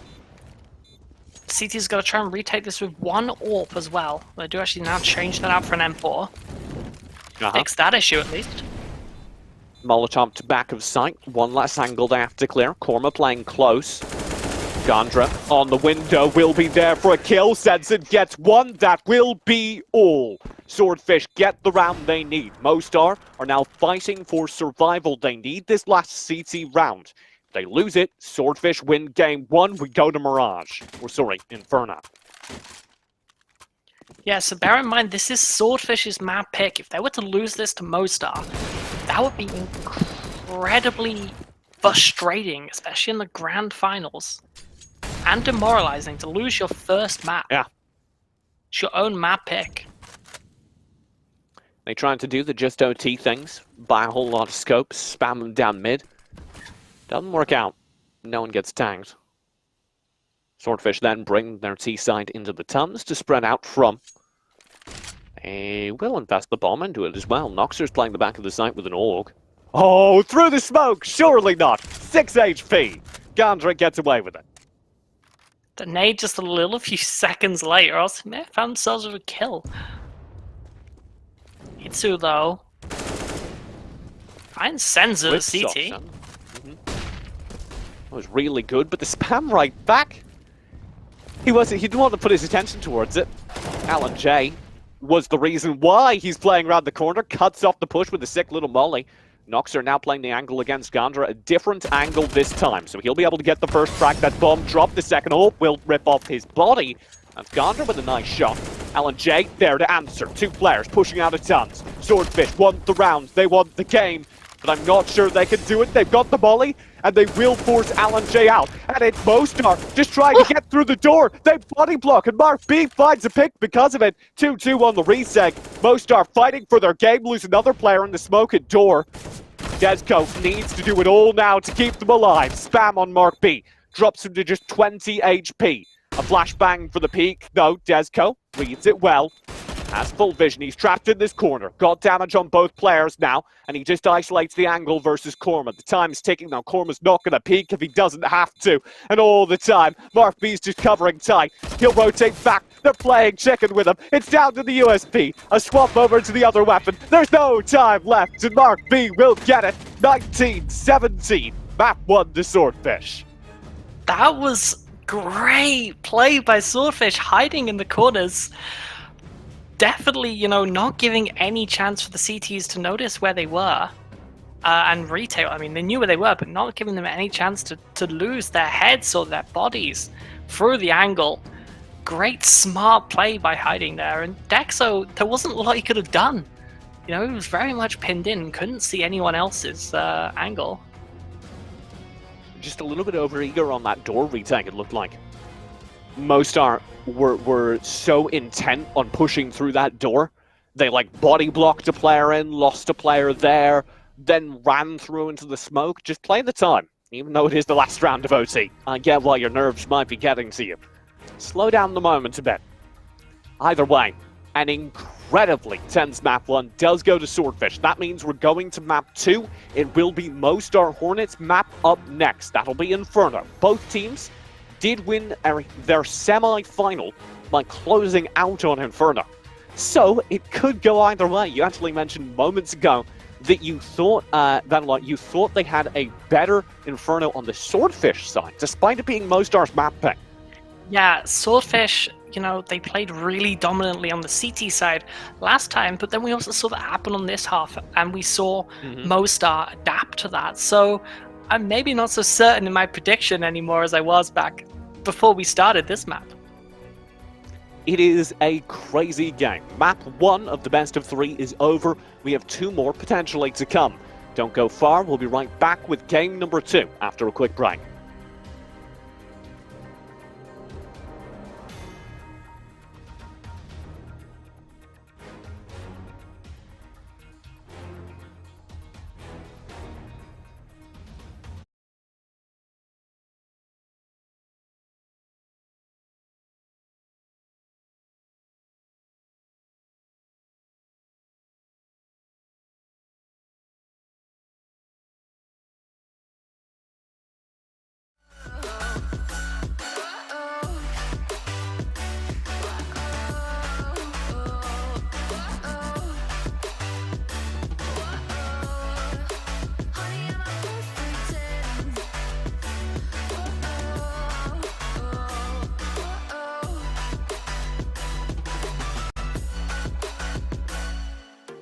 I'm on my own, broken alone.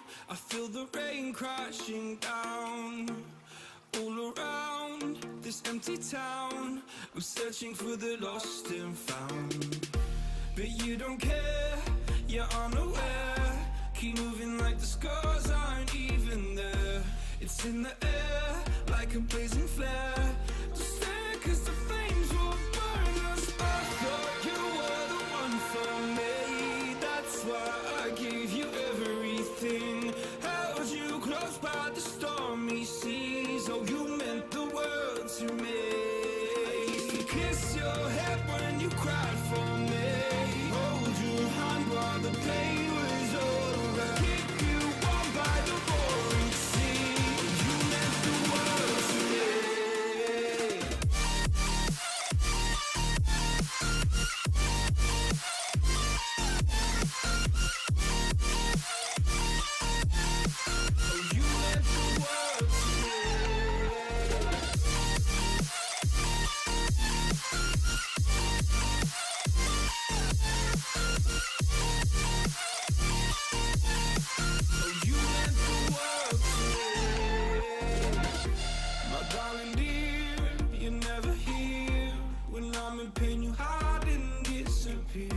Like shadows in the atmosphere, charting the stratosphere. Yeah. I prayed for you and kept you near in hopes you'd chase away my fears. I'm on my own, you made it so, and now I'm chasing nightmares through. I used to run with you through the great big leaves, laugh at you when you laugh at me. Hope for us because I believe the home was just you and me. I thought you were the one for me. That's why I gave you everything. Held you close by the stormy seas. Oh, you meant the world to me.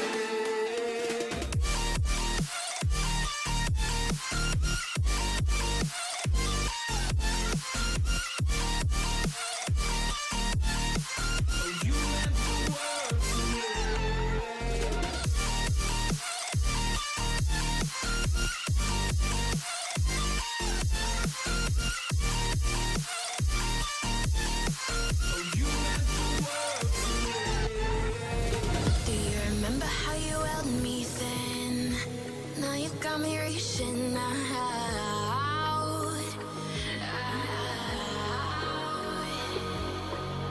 And do you see you got me falling in? More times than I can get out.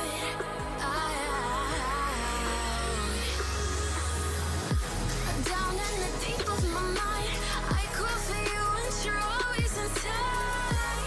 Down in the deep of my mind, how long do I got to keep you, to keep you? Down in the deep of my mind, I crawl for you and you're always inside. Down in the deep of my mind, trying so hard not to keep you, to keep you.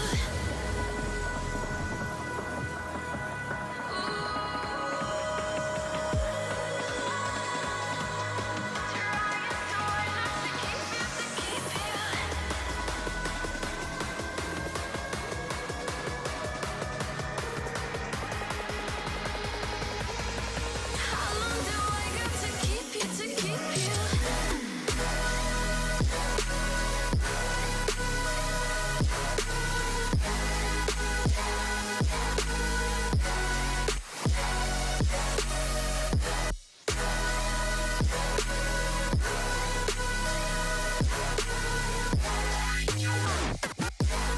Trying so hard not to keep you, to keep you.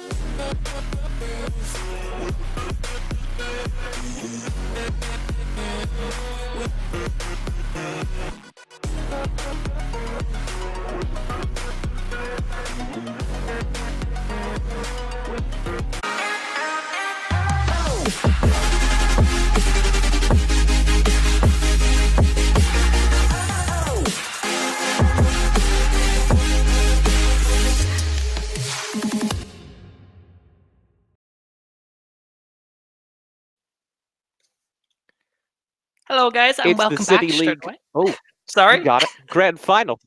We're right back in the game. We're already in the pistol rounds. Don't stay on our faces. They're ugly. The game's pretty. As Mostar Hornets face Swordfish, Banja, Luka in the second map of the grand finals. Cut to the game. So there we go. Okay. One pick already happened down mid. That was Mark B snagged. Map 1 did go to Swordfish. As Mostar now look for an A site execute. Pretty clean setup so far. 2 pickups will come through. My God, that hold. Mostar start strong on their map pick. Hey, Battlelot, how you doing? That sure was an intro. What's going on in your life? Pretty much the same as last game, you know. It was a great Okay. game. Took me a minute to recover from it. It was so close. But hey, yeah, I'm good. How are you doing, TJ? Not bad at all. But I'm about to get worse because I don't think my heart can take this much excitement. Mostar already looking strong on this anti-eco. We'll just talk through it. They have been really, really fortunate, I think, so far, in that they got that close on the opponent's map pick. Because Swordfish have now been worn out, tired down, and now it's just a case of Mostar forcing this to game 3 on a map they chose. Yeah, If we do go to that game 3, it's Train, right? Yep, which will be out of side of map. Which neither team picked, I believe. I think that's how it works. I'm not sure how. Nobody chooses Train. Train chooses you. Do you train for that moment though? I'll leave right now. It's fine. I would argue they've been training their entire lives for that moment. This anti-eco is a pretty quick cleanup. Not bad at all by Desco with a 3-man MP9 spray down at the bottom of Banana. And it's 2-0 to Swordfish. Or sorry, to Mostar. We're good. I'm interested because we were talking kind of in the pregame about which team you thought would come out ahead during this BO3. You said you did think Mostar would win this map, but that Swordfish's CT side had looked real good. Yeah. So, if Mostar come out ahead, are you worried still? I wouldn't necessarily say worried. After all, you know, I want to see this go to game 3. I'd love to see Mostar pick up the map. But Swordfish, yeah, I mean, we can't discount that CT side. Mm-hmm. That's for sure. I wouldn't be too worried, you know, if this was to end like maybe 11-4. I would still think Swordfish should be in with a very strong fighting chance. This is Swordfish after all. Yeah.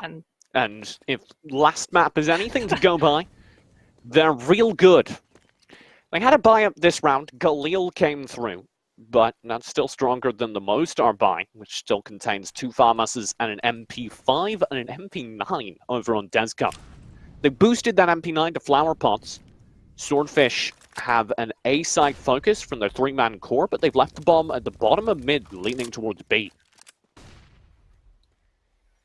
it's quite a normal thing to leave the bomb behind, especially as they're now going to rotate themselves up to the B site. Didn't have to risk losing the bomb anywhere. And they forced to rotate. Look at Sensen drifting off of the site. They were so worried. Now they see the nades coming through to the A side, and that means Swordfish can't just rush it in. So already over the Molotovs. There's no one on site for Mostar. This bomb can go down for free, only the spray through the smoke, and that goes the way of Itzo. This is the same problem we saw with the B site in Mirage. As soon as the T's got on, they just smoked and Molotoved off all the entrances to the site, and Mostar were just left sitting outside twiddling their thumbs. Simon's able to rip up the flanks. Dirk will go down. Alan J, 10 HP, trapped at the bottom of Banana. Itzo finds him. Desco does find one in response, but he's the last player on the map now, and I'm not sure he can win this 1v4 as Swordfish are on the board. Yeah, that was... He unfortunately ended up picking up the MP5, which does have, every time you switch to it, an animation. Compared with most other guns. Was a little bit unlucky with the gun he picked up. I would like to bang the side of my gun once. So you what? You But took an only once. Say that one again. Hello, I would like to bang the side of my gun once, but only once. That's what he I does. thought you said your gut. I Little thought bit you of that. said you took an MP5 to the gut once. It's like, what? Hi? That's Hello? a wild story. We'll talk about it later. Full pistol here from Mostar. They've got armor on most of their players. Samson neglected to buy it in exchange for a deagle. They're stacking quite far forward in these apps. Dirk close around the corner. Just spotted him. The cleanup will be quick, swift, and brutal. This should be a clean anti-eco, as Swordfish have kind of picked and prodded their way onto the A side. Alan, though, could be in with a chance to pick off one. Just kind of hovering there over towards B with the deagle. Mostar had a real good pistol and their first anti-eco. Now it feels like their rounds have been picked apart by a slower moving Swordfish style. Ever since that first round, Swordfish have been looking for slow and steady pokes and picks and letting Mostar work themselves out of position, as we saw happen on that first gun round. Inferno is a map where you really do need set pieces to kind of take sites, and you need teamwork, especially that A site as well. CTs can set up crossfires really easily, which potentially, you know, it will take a bunch of smokes to do, or it'll take 2, maybe 3 people rushing in on an angle. This is the map of all of them that we're going to see today. This is the map that needs that kind of coordination. Swordfish has got it. Oh, Alan. Nicely done. It took him a while, but you were right. He did get a pick. P250 strikes out from the bottom of this. That will be all done. Mostar get 1 on their eco. They'll be alright with that. They also save the armor for Alan, which isn't the worst thing in the world. Everything else, though, will be a bought up this round. You've got an AWP, M4s across the board, 1 FAMAS in for Noxer. Not too much utility, though. Daxo None and on Senzen. Descom. Dirk's only got 1 smoke to his name.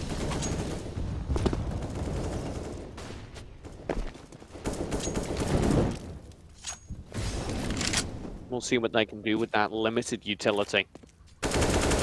That normally means the slow prod pick style that Swordfish have been kind of going for will be more in their favor than usual. Because you'll just run out of smokes in the midpoint of the round. Yeah, you can absolutely. see that happening. Mostar have none. They're out of utility. Meanwhile, on Swordfish, they've got 5 smokes, a couple of mollies, and plenty of flashes.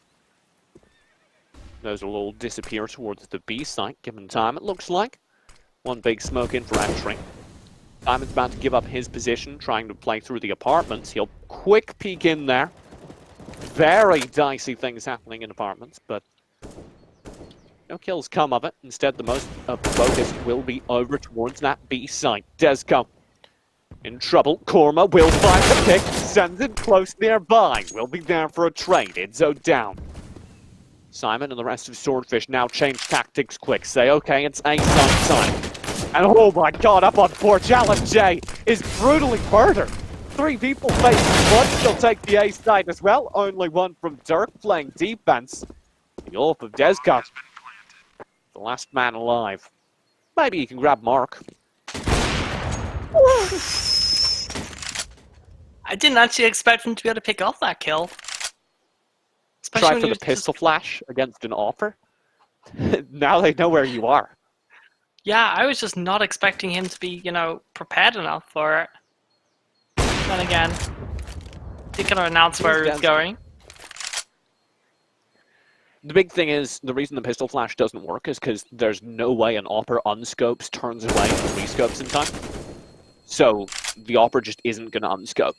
He's going to hold the angle. So, if you pistol flash against the opper, they will say, thank you very much, and land a sick headshot, apparently. Simon taken out. The AWP stays alive. Desco gets 2 on the round. He's here. He's in game 2.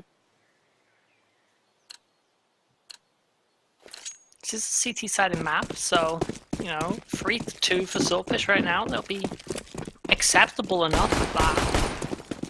Yeah, they ought to be very happy. Again, Mostar's map pick. Mostar's game 2. They need it. If they win this, we go to train. If they lose this, Swordfish have the grand finals and the title of City League Season 4 champion.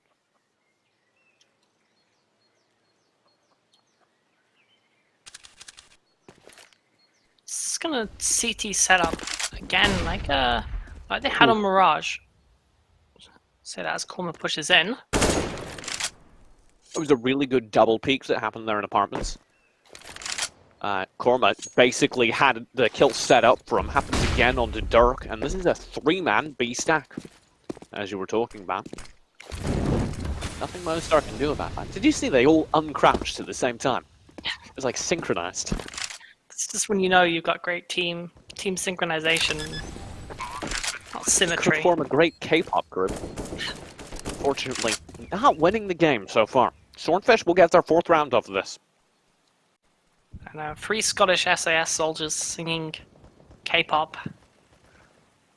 You know, not super into K-pop, but I would watch that group. Admittedly, out of curiosity, but I would watch that group. It'd be one you'd watch once at least for sure. Find out what's going on. And hey, maybe their music's rad. Just defense now from the remaining Mostar members. Trying to catch a player off. Doesn't really matter. They don't spy up aside from that deagle. But hey, they'll keep it. And that P250, the all-important P250. We've seen how much damage Alan can do with that. I'm not gonna lie, PC-50 is my favorite gun in the game. Could be the 5.7 for me, going pistols. Like, even above, like, I can just reliably do work with the PC-50. It does what you expect it to do, you know? Yeah, Oh, fair enough. speaking of, Dirk does what I expect him to do in the middle of the map. Sick little headshot onto a jumping Gandra.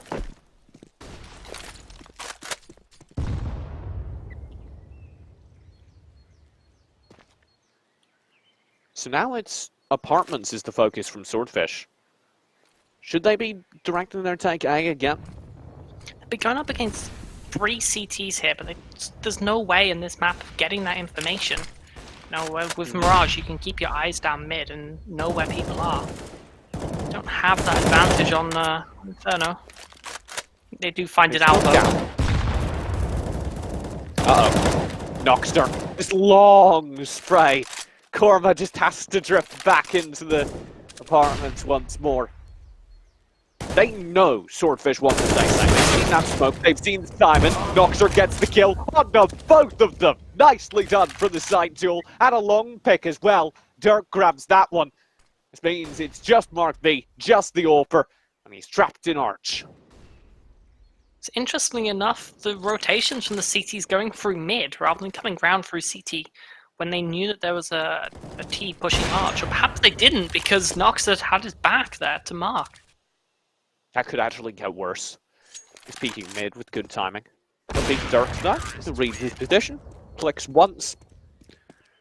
Counter-Strike, it turns out, is a point-and-click game. And it's 3-4. How comes it's never a point and click when I play? I don't know what you're talking about. Just click on their heads. Oh, that's what I've been doing wrong. Too busy Like collecting Sam and chickens Max. all game. Mostar now have one more buy round to face. Swordfish will be broke after this one, except for Gandra, who is weirdly vast sums of money. Check his tax record, if you don't mind. Simon will rush forward here, all the way through the smoke. What is this, and why does it work? Hello, North America Cold. They'd like their player back. It's a B split. Mostar, playing rather defensive, sends it on the site, and all 4 members rush through Banana Mark B to hold the defense. Indo gets the opening, though. Sendon's gone. Simon on the rotate, grabs Desco as well. Noxer will shut him down, but the damage has been done. Swordfish with an Arch Banana split. Take the B side. That split B site is so hard to defend, especially when a smoke's thrown to CT. You have to have someone watching CT, which means you can only ever have one person covering the B site. And if 4 people push through there, doesn't matter how good your aim is, 1v4 is not good odds. What was that long smoke rush that Simon somehow pulled off, though? He, like, walked all the way up mid through 2 smokes, wanders into, I think it was Alan J's corner of the map. Yeah. Gets the kill. And Alan was busy rotating to library at the time. I don't think they just didn't expect it. Which maybe they should have done. Perhaps backing off into cubby would have been Alan's smarter choice. Rather than going all the way to library. Smoked either, though. It was just a standard arch side smoke, so you can hold that from corner. Yeah, true. It's a He little... felt, I think, he felt comfortable falling back because he just shot into the smoke and got nothing. Simon, by contrast, felt like, oh, that guy's probably reloading. I can push him. In the end, he was half right. Wasn't reloading, but he could push. Yep. B-side focus will come through. It's up, already out with a sick little bit of spray control. That was crazy. And just to land the shot. Now they want the control of the church as well, and they'll get it. Nicely done by Enzo. Again, popping off this map.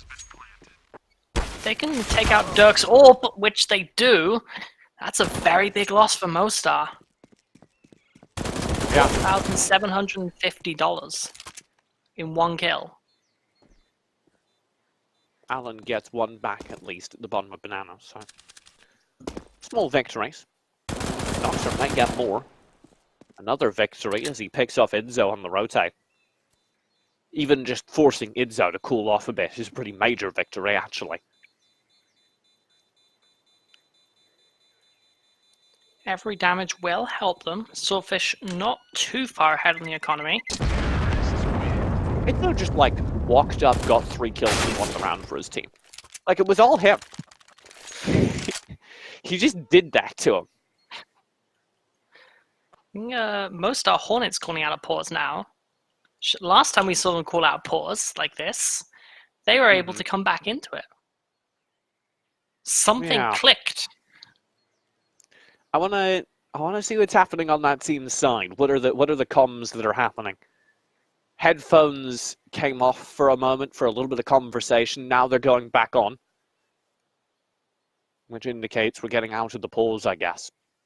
I wanted to see, you know, one person leading the team in an impassioned speech, but We wanted to see him standing on the desks, fists pumping. look at this boat. I didn't know that boat was there. I mean, I kind of knew it was there, but I didn't realize how pretty it was. Never seen the other side of that wall. Funny that. You know who's standing on that boat? Who? Mostar Hornet.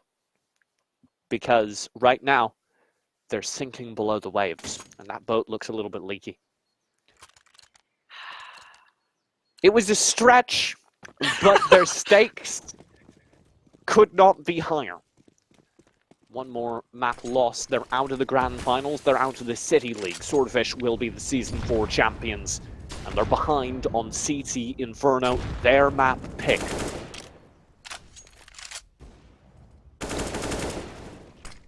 Oh, that wasn't bad at all either. Simon as well. They're just walking out over towards A. Swordfish winning the aim duels with some Stewie 2K plays. We're certainly not seeing the aggression that we saw from Mostar the last time they took a pause. No. They just got NA'd all over. Dabbed on by Swordfish, jumping around the corners, landing some sick shots. Just did the exact same kind of stuff they were doing before the pause, and surprise, surprise, it's still not working out. Something's got to change. Let's play the Mostar coach then. What needs to change? What are the adjustments they can make? I think they need to start going back to kind of these basic positions. You know, you sit one person at quad, sit one person at cubby, sit one person at graveyard or pit, and they do not move unless, you know, the bomb is going to the other side. They stay there. They don't worry about, you know, kind of smoky off and falling back and changing angles. Just hold there and try to win the gun battles, because trying to do these fancy backing off, yes, it may be the more sensible play, but it's just not working for them. So try the alternative. Play some standard CS, land your utility. Go back to kind of MG Gold Nova style CS. Just stay fixed. Never tell someone to go back to Gold Nova. That is not. Oh my god, look at this rush.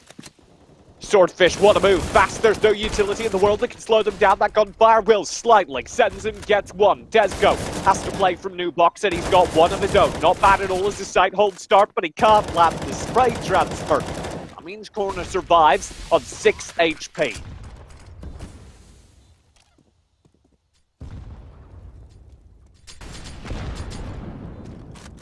Now nades will come through. Mostar want a retake, and they've got it. A boost Alan J up on the flower box. He's able to land the damage and take Simon out. This forces Swordfish to kind of play retake. They have an orb, they have Korma on 6 HP. For all the good that'll do. Both playing from off-site. Korma will lead in for vision. Good spray down. He gets one. That's enough. Now the challenge of the AWPer. Alan J holding him at the corner. There has to be a rush to the site, and the shot's wide. Mark B can't do it. Mostar back on the board. They will be very relieved to pick up that round after just losing pretty much 7 in a row, with the exception of 1 in the middle of that. They were starting to look scared. But, you know, now they've got that, hopefully that will give them the confidence boost they need to start playing a bit more aggressively, start changing things up, start making different plays than what they were doing before.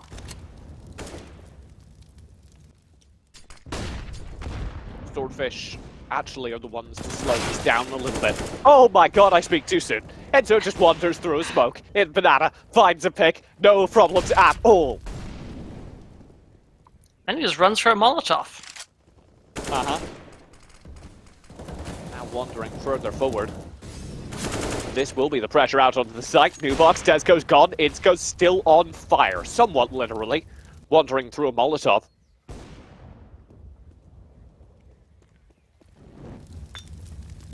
Alan J will even be Molotov further back. This utility use on point. Bomb's gonna go down completely for free. Very good round from Swordfish. Itzu, it's just, who needs a team when you've got an Itzu? Mostar. True. They've got an Idzu and they don't like it. They didn't ask for it. But they have received an Idzu.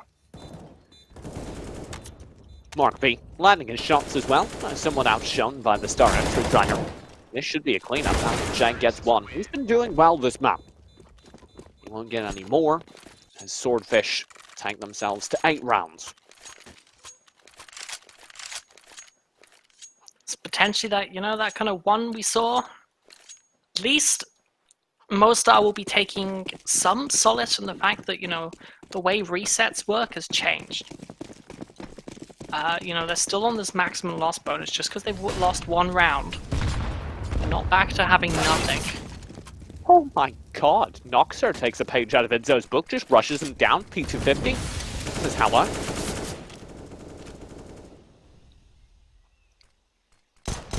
What do you think it's like to just be able to run at people and land headshots? Don't know what you're talking about, that's what I do all the time. Oh, alright. Swordfish are over. Oh, Gondry, you okay? Oh, towards the A site, they lose a second player to this eco round. I was taking it chill because I didn't think there was a way for Mostar to turn this, but I spoke too soon. All their players are low. All their players are dead. It's just Korma. He's gone as well. And the eco round is the one Mostar pick up as they inject a little bit more aggression into their gameplay. And they're now 5-8. Maybe it just took that encouragement at the eco round to force them into changing something up. And it caught Swordfish off guard. I don't think they were quite ready for... I believe it was Dexo who pushed through Banana, just threw a Molotov with a P250, just clicked heads all day. You just said, hold my vape, fam. Let me YOLO this. I'm working on my modern lingo. Totally down with the kids. That's me. Managed to pick up a free kill, and I'd like to see more of that, because what we saw there was Mostar being able to play aggressive and force Swordfish on the back foot, not give them free reign across the map. And it didn't work. It didn't work well for Swordfish, so I want to see Mostar do that again. Not just play this passive style that's undone them so many times, but they yet again give Swordfish full map control. Now the pressure's coming through. But Dexo this time, they have rotated over. Mhm. 4 CTs over covering this A site. But the bomb's at B. If they were to push through that now, they'd find themselves very uncontested B site. Looks like Mark doesn't want it. He's hovering, making his choice. Oh, it's split now. Spray down. The arch holds. There's no way to make that split happen. That means the bomb has to just go to the A site proper. They did get a kill onto it. One of the 4 defenders is down, meaning it's a 3v3, but the off lands a collateral. Just good for 2 and 3. It's 6-8, a 2-round difference. Most are able to fight back. There was an attempt for sure at that kind of pushing archway, but that rotation from CT, the timing of that flash, I believe it wasn't Alan J, it was Dexo who was rotating over. But the beautiful flash, perfectly timed, kind of saw someone peek around the corner, threw the flash, it exploded right as the T's exposed themselves, and Alan J was able to pick up the double spray. A beautiful double spray down. Now Swordfish want to go back to what worked. That means the B site in this instance, but you can already see better utility use from Mostar. They seem to have gotten their heads back in this game, slowing down the push early.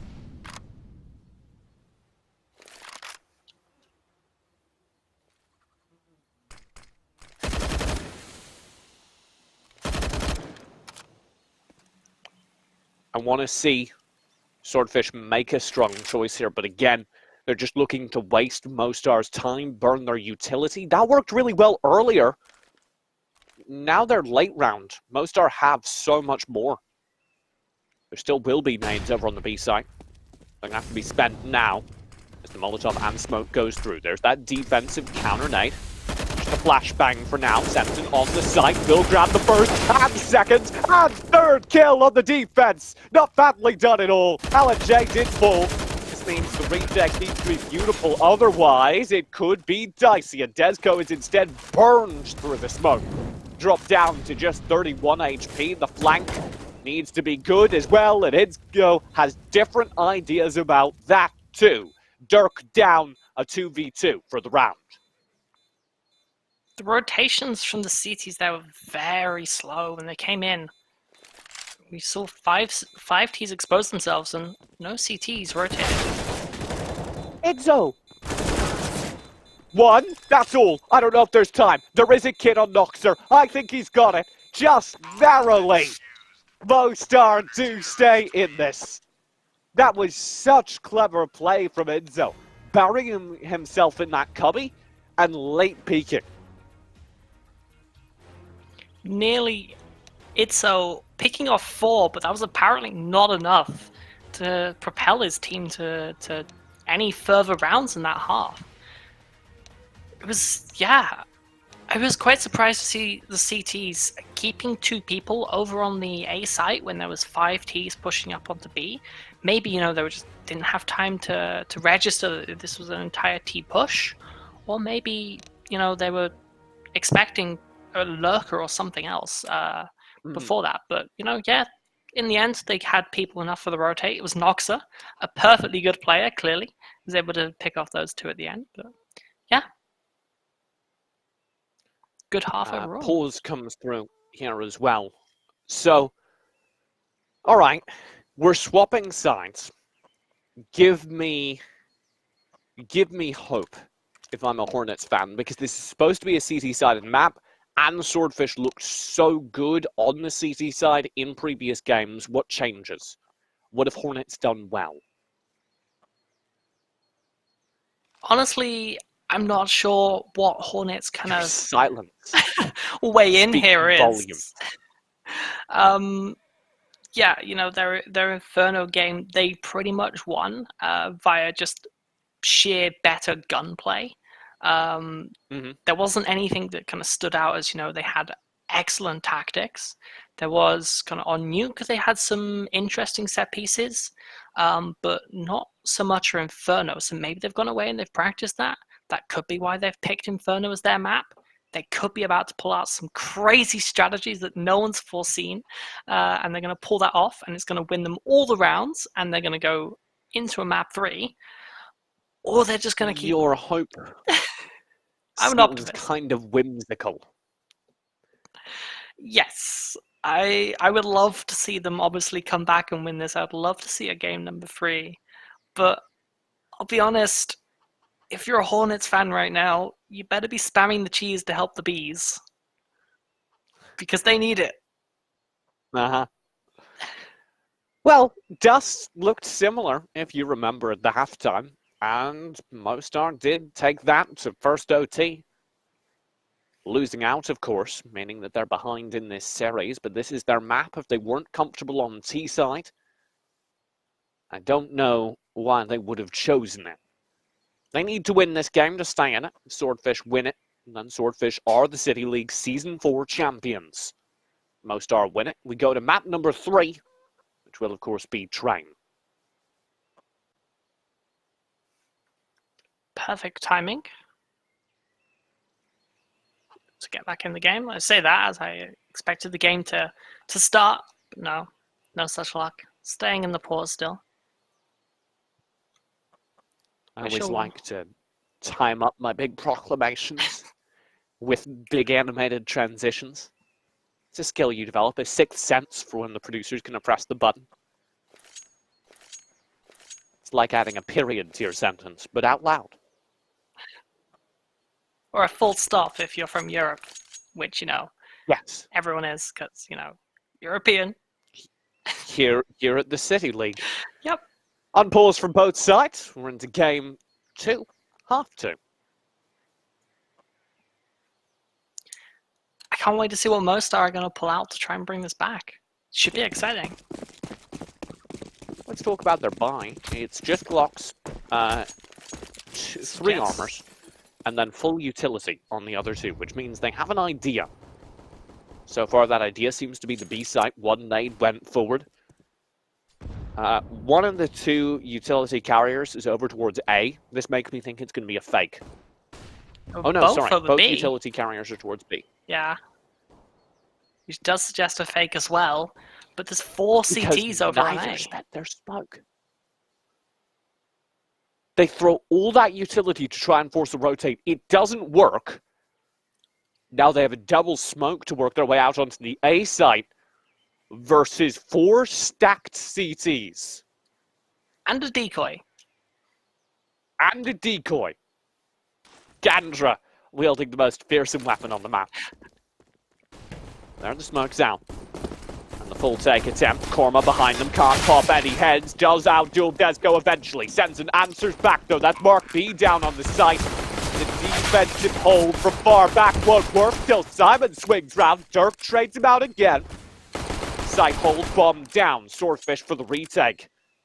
Now need to work this carefully. Already pushing through truck side. That's 2 players and Korma's gone to Dirk.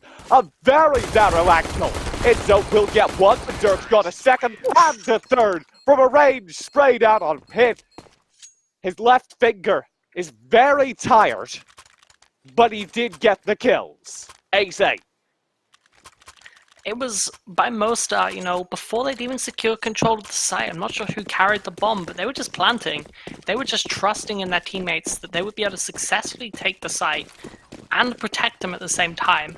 They just focused on getting that bomb down, get the timer ticking by every little second they could to help them win that round, and it worked in the end. Nade stack at B. Just a little bit of poke. Now, Swordfish don't really have the benefit of rotating anyone over early, but they'll do so anyway. All 3 of their A-side players instantly start leaning towards B. That could be disastrous, given that Mostar have slowed things down. They're going there anyway. 4 players on the B side, 1 on a quick rotate playing Arch over at A. Mostar will yeet a smoke down mid. That might draw a rotate if they weren't instantly already pushing towards B. And oh my god, the flower pots! Enzo grabs 1 from the back of sight. Double spray down does come through. The Mac 10 payoff. Sends an answers back a trade from Simon. And it's 3-2 in the player count. Mostar have control of the site and the bomb down. Mark B's bought himself a Zeus and he wants to use it. I respect his ambition. He'll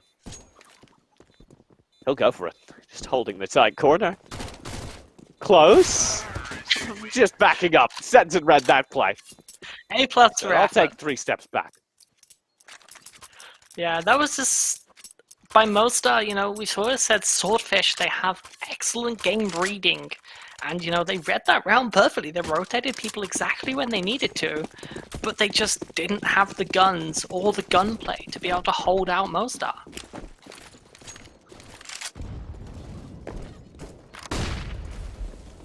Now Flashbang will light up the B side of the map.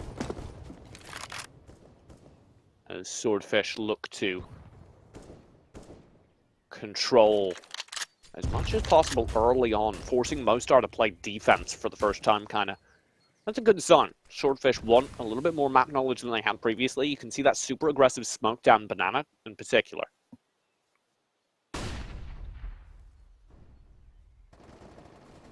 Ooh, Simon! That hallway's full of people. He was playing it so carefully, finally flashes around the corner and gets sprayed at. Does get the kill. Trades there, though. Corman dropped down. Alan J on 4 HP, similar to Simon on 10. The side hold will be Mark B answering the trade on the Simon. He's good for 2. Almost 3. And 3 as he takes down the bottom planter. The USB will come out, but fall short. It's all on Desco. The 1v2 is winnable, even with just 37 HP. But he's got to be brilliant, and he doesn't have the bomb. He's instead trying to challenge Quick at Archway. Both players currently playing around the truck side of the map. He now at least knows that, but he can't win the fight. It was a valiant effort from Dexo, potentially, though he should have been rushing in to try and at least maybe use a fake on that bomb. You know, draw out exactly where the location was quicker than trying to peek around Arch, and therefore opening up room for Swordfish to push onto the site. And as soon as they're on the site, it's a lot harder for the T who doesn't have the bomb, who's got to get the bomb and get the site control.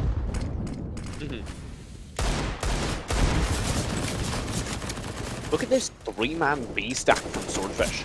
What prompted that? Were they just worried about pistol rushes?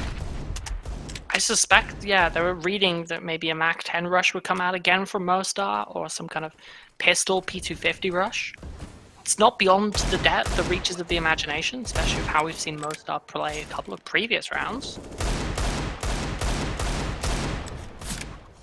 Mostar have been kind of struggling ever since Swordfish decided to be a little bit more aggressive, though. And this round doesn't look any different.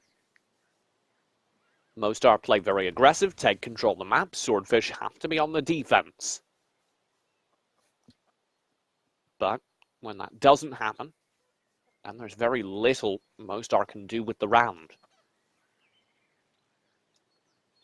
They're going to find it really difficult to push into AKs and Orgs and FAMASs and M4s with just Deagles.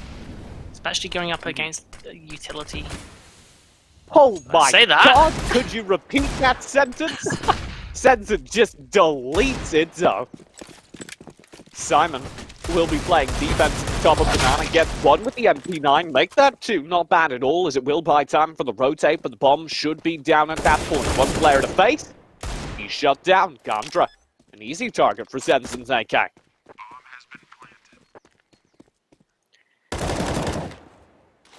There is a rotate coming through. That's going to be Korma in Banana. Gets 1 and actually flashes his way into Sensen's right behind him, though, as there's no check of sandbags. And the kill will come through, meaning it's just Mark B. Doesn't the advantage of armor. This isn't unwinnable, particularly as he rips off Dirk's head. Just play for time now, Sensen. 4 kills. This would be the ace if he gets the round. He's just falling ever further back into the Banana. And he'll get the ace. And the round. Mostar 10-9. I am impressed by Mark B's dedication to push him all the way back down Banana. You know, I think a lot of players would have, you know, peeked that corner, seen he wasn't there, backed off onto site, and either stuck with the defuse and hoped, or done a fake defuse and try and win the gun battle against pushing in T. I'm not sure if that would have worked out any better for him, given how on point Sensen's aim was, but I think it was the right play. It got a favourable fight.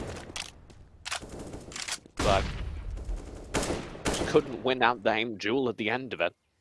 A little bit of spam through the apartments takes Simon down to 44 HP at the head of the round.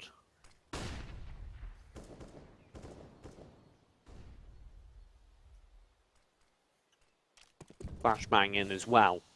This is going to be the B site threatened by Mostar as they lean their forces out towards it. Smoke coming through.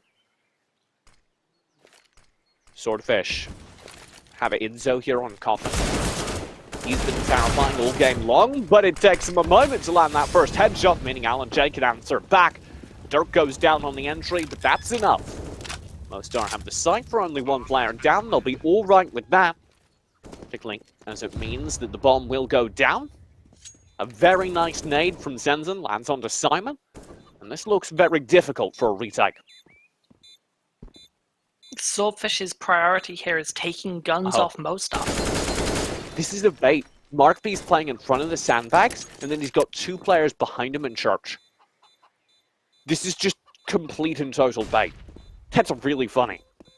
I don't know if it'll work. If Mostar just don't go into church, they lose all those players to the bomb. That's exactly what's going to happen. There's the bomb going out. Their one AK they picked up goes down. Simon will grab it. Korma and Simon stay alive. Not a total loss for Korma and Simon, then they do pick up one AK between them. It would have been nice to see it work. But hey, Yeah. Can't always get our way. No, sometimes you set up these cool little strats with the flanks and the traps, and nobody wants to go that way.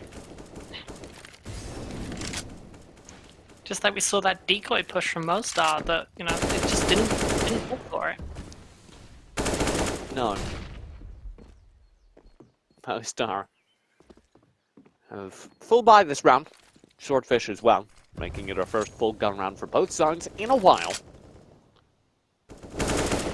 Mostar opens strong. No smokes. Playing defense. Just a porch peek here from Korma. He can make it work. He'll get one on the peak. And be able to fall back. They've lost apartments control for it. But we'll have it back as Mark B shuts down Sensen.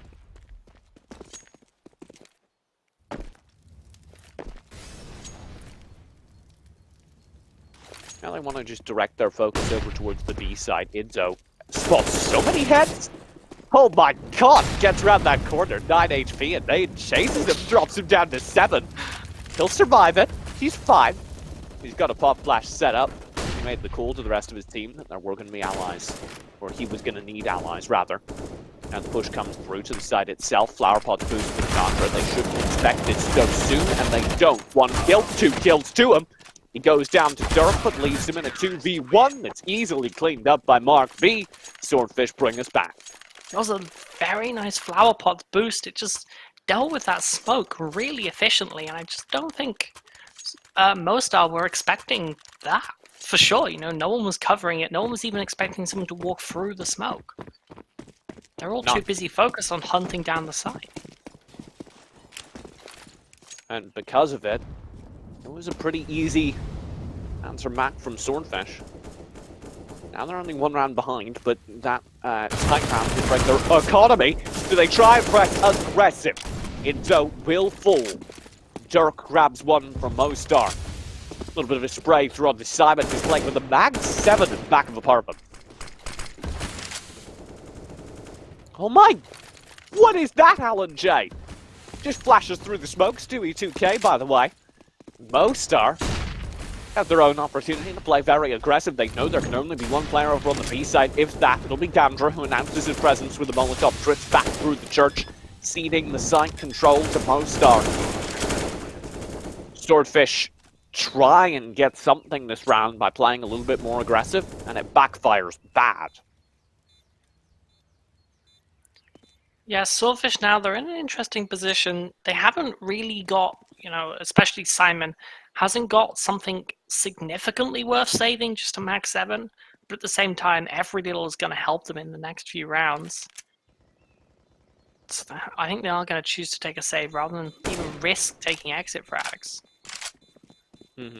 At the same time, if they save this round, they have to save next round. Mostar Hornets will be 13 to 10.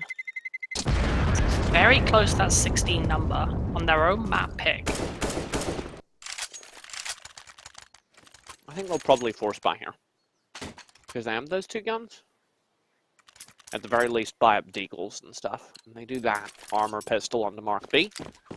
Utility investment on some of their rifling players. Idzo has to save given his low money. Does actually pick up armor on a 5-7 though, so not a total save. Still be able to land those headshots. We've seen Mark what B at the bottom. Oh my god, Dirk! What do you do against that? He thinks he's safe and a rifle picks him off through the smoke. Same things happen as Korma grabs one at the top. Mostar now in trouble. 3 players with rifles over on Swordfish, but only 3 players total over on Mostar.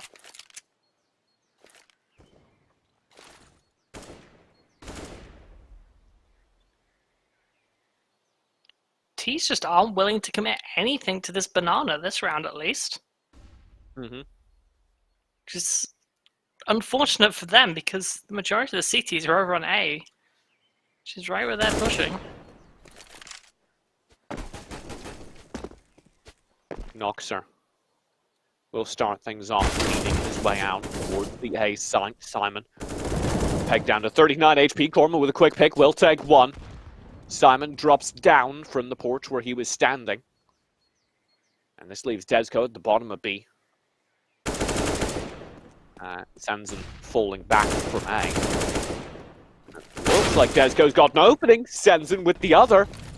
He'll now finally smoke into the A site. They choose to direct their efforts there, and a rotate's coming through fast. Desco could be in trouble. Mark B's right round the corner. Korma on the site. 8 seconds on the plant. They need to get it down. 7 now. The trade's there. 6, 5. Bombs going down. Barely in time. Desco will get the plant. He's got a quick flank behind him, though, and I don't think he knows about it. He has to deal with Arch and Truck side simultaneously. He's isolated the battle against Gandra. This means the push behind him can get awfully close. But he'll manage to slip out, now to the back of sight. He can take a 2v1 if necessary from this angle. But the timing, the Molotov through, he still gets the flag, but is burned alive. Mark B will get the kill, and the Swordfish keep their rounds within 1. That was great flicks by Dexo, especially opening up onto the site. Someone check that guy's mouse drivers. Locking onto heads. Check it. You know what? Check his gaming chair.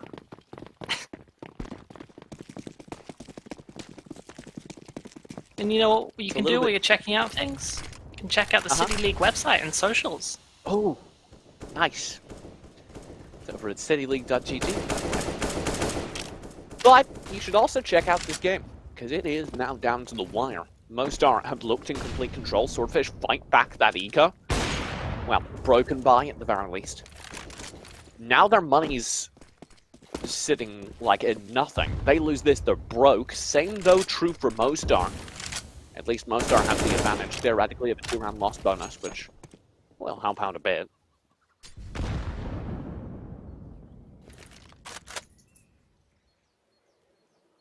Just set up, it looks like, for the A side. Mostar have some players inside apps. Mark B over on the B side. This is a flashbang. I'd just like to call that out. Pretty average setup from the CTs as well. Itsu hanging in the arch position for the easy rotates. Simon has first contact with the enemy, dropped down to 87 HP. Don't want to go all in. Oh, Korma on the corner, gets one. Not bad at all. Sensen is spotted inside the apps window, but Simon loses the trade. Juba doesn't matter because the side player, Korma, goes huge. Idzo shut down trying to re-entry though. And Dirk's here for the arch rotate. He'll get one, no more. Mark B with a no-scope makes it a 1v2. Winnable, but difficult. Needed as well. 43 HP at the end of it. Yeah, I feel Mark B, you definitely want to take the save in this kind of situation. Look how low your team's money is. If you lose that AWP, you're not getting it back next round. There's no chance to rebuy one. So he'll just play defense. And that will mean Mostar Hornets take their 13th round. Although they have had to pay for it. Look how low the money is sitting on all of them. Uh-oh. He's fine. I thought he might, like, slide off of the head there, because Alan J was a little bit too far back in the corner. As you say, money's pretty low.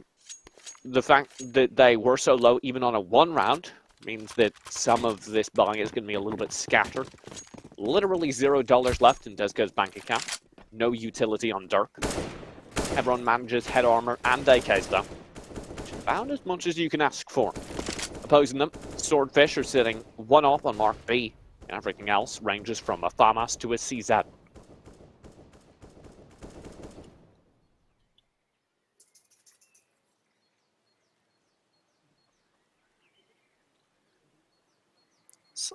No utility up on Swordfish, which is what you need for holding these sites. You've already popped the majority of what they had.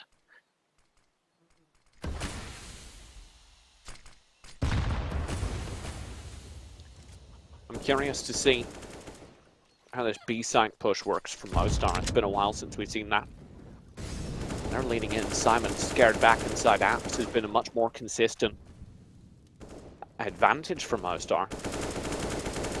They seem to be turning up. No, Noxer thinks they're going B. Desco stops him. Halt! Do not pass. Oh my god, the Deagle. That was why. Gandra spams his way through, picks up Alan J for free. This means the A site needs to move fast, otherwise a rotate can completely bully them. Noxer will be pushing forward. They've got Simon down to 17 HP.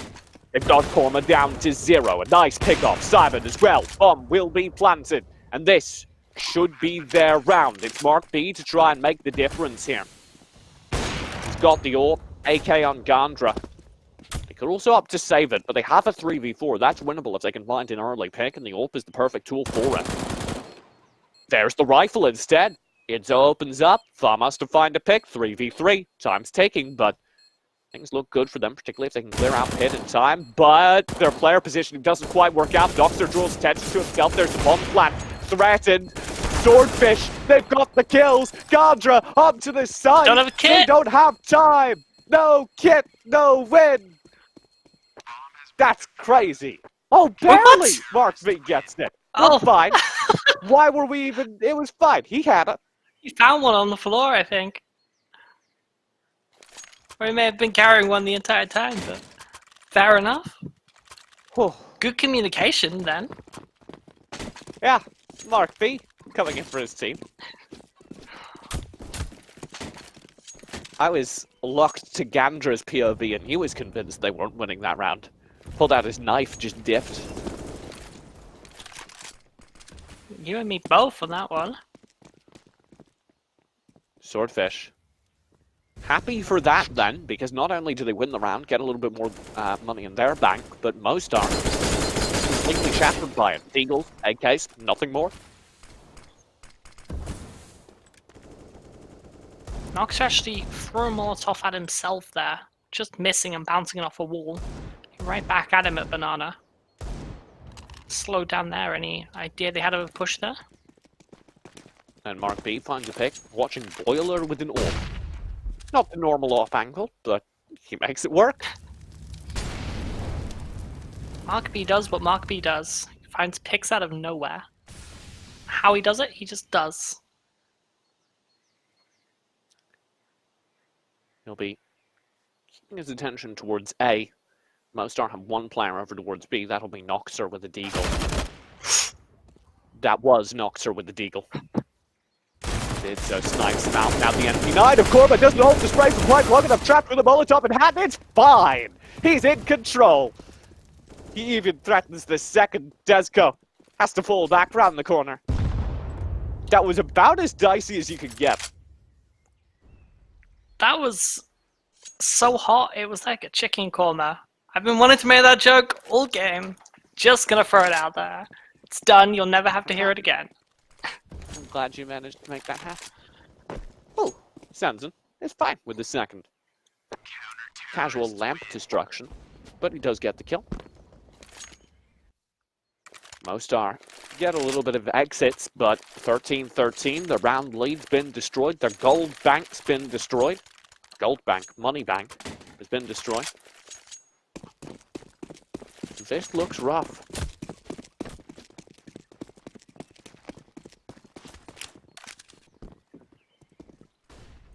Swordfish, by contrast, are looking good for the first time in this game, but Desgo answers quick. 1-1 trade in favor of the T's, typically. Idzo will be falling back as it communicated to him just how many people there were in the banana. Smoke as well to cut things off. Mark B's got a Molotov to answer. Do you push through that? The answer seems to be yes! The flank from behind will be denied, though. That may change things. New elements to the equation, as now Mostar realize they can just slow down this round. Play 3v1 and decide if they guess right. They are incredibly low, though. Uh-huh. 2 of their players on sub 20 HP. But they choose to stick B. Wait a moment, then go in. And they've guessed right. As a rotate comes through, it's just Idzo to defend. Mark B playing anchor on the arch for a quick rotate.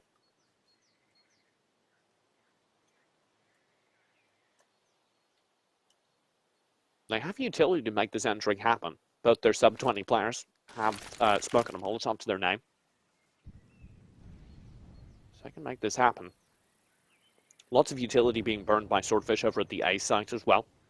Now the smokes will come out towards B. If they Molotov Coffin, this is entirely winnable. There's the Molotov. Idzo in trouble. Now needs to choose to push or hold. Flower pots checked even. Dirk will lead the way. Bomb will go down. Mostar have the snipe. Idzo makes the wise choice to just back off rather than challenging the 3 guns. Now he has his backup. This fight can go back their way. 13-13. With money as low as it is on both sides, this may decide the game. Idzo will peek. He's snapped up. Noxer gets one. Traded out instantly. There's the side push. Says it's good for 1. Almost 2. And there's the refrag. Mostar get the round. 14-13. And an AWP as well. I'll be honest, when Noxer swept out after getting that pick, I thought that was almost round over. When as soon as he fell as well, no, Noxer, you've got to stay. Hold these angles, let them come to you. But in the end, his team made up for it. Sensen and Dirk picking up 1 each. Yeah. A little bit of gun shuffling happening by Mostar. They get full Mac 10s with an AWP and an AK. Full utility. Swordfish. Broken by Deagles, 3 armors, 5-7.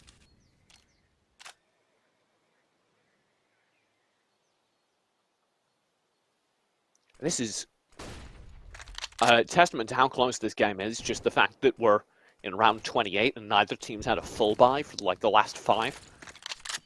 It's so back and forth. Mm-hmm. Mostar's T side consistently the more terrifying. Now they're battling to keep this alive for game 3. Should Swordfish take this map, they are the City League Season 4 champions. Nades from Mostar will go forward towards that B site to ensure it doesn't happen. Swordfish only have 1 defender there. That will be Idzo playing the coffin box again. He'll pull back again. A little bit of deja vu as a threat comes towards the A site in the midst of all this. Turk killed Alan Jay with a nade. Alright. The A site flank doesn't go well. This now looks dicey. Mostar have a 3-3. They lose their AK. Dirk will land his AWP shot. And the back 10 spam from Sensen gets the kill as well. It's all messy. But Swordfish do eventually get taken down another peg. It's match point, Mostar 15. Swordfish, though, have plenty of money. They want to drive this to OT for a second game in a row. They can. It's now Swordfish in the hot seat, much like we had Mostar last game, fighting for survival to bring it into overtime. It's now Swordfish in their respective map picks as well, so... Oh, the mid-trade Desco right off the bat challenges Simon, gets the kill, but Mark B has the AWP to back him up. That's Desco down, and his second is Alan J. Challenges a little bit too far forward. Korma slides out as well. Swordfish are doing it. A 2-player lead in the final round, potentially. Oof. Wolf from Dirk answers back, but a headshot did land from Gondra. That means Idzo can pick up this trade quite easily with his forward position. And Noxer is the only player to still be alive this round. There is not money for a full rebuy on Mostar. He may as well just go for this. It was a very interesting position for Itsu to hold, and hey, you know, got him a kill. I've certainly never seen too many people hold that. I think it was just a, oh no, there's an AWP position. Could well have been that, yes. My favorite. Okay, Noxer, a 1v3 for the game. If he loses this, it's going to be a very, very hard round to win next time. Their economy will be pretty broke. Leads out, there's the hold. Korva's got the kill. Swordfish have match point. They can drive this to OT. This is the most crucial round of the grand finals, even more than last map, I think. It's Mostar, if they lose this, they go to OT, as you said, and they could potentially lose the entire grand finals. Mostar were feeling so hot a moment ago.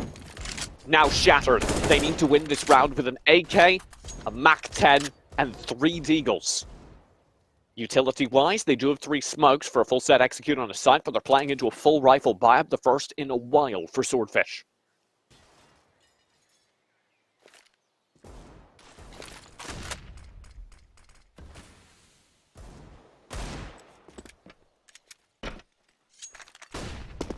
There's the flashbang for entry over towards the A side of the map. You can see Swordfish have 3 players there, not fooled by the nade usage, as Mostar play very, very defensive. You see this a lot with teams that are behind in money and in utility. They just kind of hope that a play will come to them, they'll get a free pick. Against a team like Swordfish, that's not going to happen. At the same time, Swordfish are playing very defensively. Mark B holding that corner very close, just pixel perfect. Need B, finds a leg. Noxer comes around the second corner. Now they begin to rush down Mark B. That's why he was playing so defensive, as the fullback 10 rush will come out towards the A site. Nobody fools from it. Mostar take a turn left through library. A Molotov to seal their exit. Now they go B. They are ready. It is a firing range. Simon will find one. Chandra close on the corner. Gets 2. Simon as well. Desco only finds one in answer. We will be going to OT. There simply isn't time for Desco to clean this out. For the second map in a row, Swordfish save it and drive us to overtime. That was crazy. Like, that push to go round through through connector towards CT, that was great by them. Really, really inventive play. But, you know, the timing, it just took them a little bit too long to get there. And when they did get there, they were slowed down by, I think it was Simon and, was it Gandra? Sitting on the B site with that AUG and just shooting down there, just buying time, spraying heads. We've lost the Hornets. They all stand up from their PCs. Need to take a moment, shake out their nerves. Get some more drinks in them. So what needs to change going into OT? For which team? Both? Yes. Fair enough. Because if you're going to overtime, I don't think either team is entirely happy. Yeah. I think Swordfish will be feeling pretty good that this is Mostar's map pick. They've just forced into an overtime. But then on the flip side of that, you know, Mostar forced Swordfish's map pick into overtime, so potentially that point is negated. But in terms of what the teams need to change in game, I'm not too sure. They've been trying a little bit of everything. We've been seeing some aggressive rounds, some more defensive rounds. We've been seeing some really good rotations from both teams, really. We saw an interesting strategy where, where they, rather than going to A, when they were low on time, they thought, no, we got the time to make it to B. In the end, they didn't. They didn't account for Simon and Gandra, but, yeah, they're trying it, definitely. I don't think there's anything they're not trying that they should be trying. At the end, it just comes down to gun battles. Yeah. So, just to recap, for anyone who's like, why are they so nervous? Why'd they have to stand up for their PCs? That's because this could be the end of the season. Mostar Hornets lost map number 1 in OT, and they've got to have an awful feeling of deja vu as they get driven on their map pick into the first OT here by Swordfish. Now, we are headed to train if we go to map 3, but if Swordfish win this, that's it. They are the City League Season 4 champions. That's all it takes. Heroes will be decided in the next 6 rounds. I think the heroes have kind of already been decided. Mark B, nuts. And especially this last map, Senzen, Desco. There's been so many star performances from the Mostar side. Often individually. Often it's just been, oh, here's one moment where they're stepping up and carrying.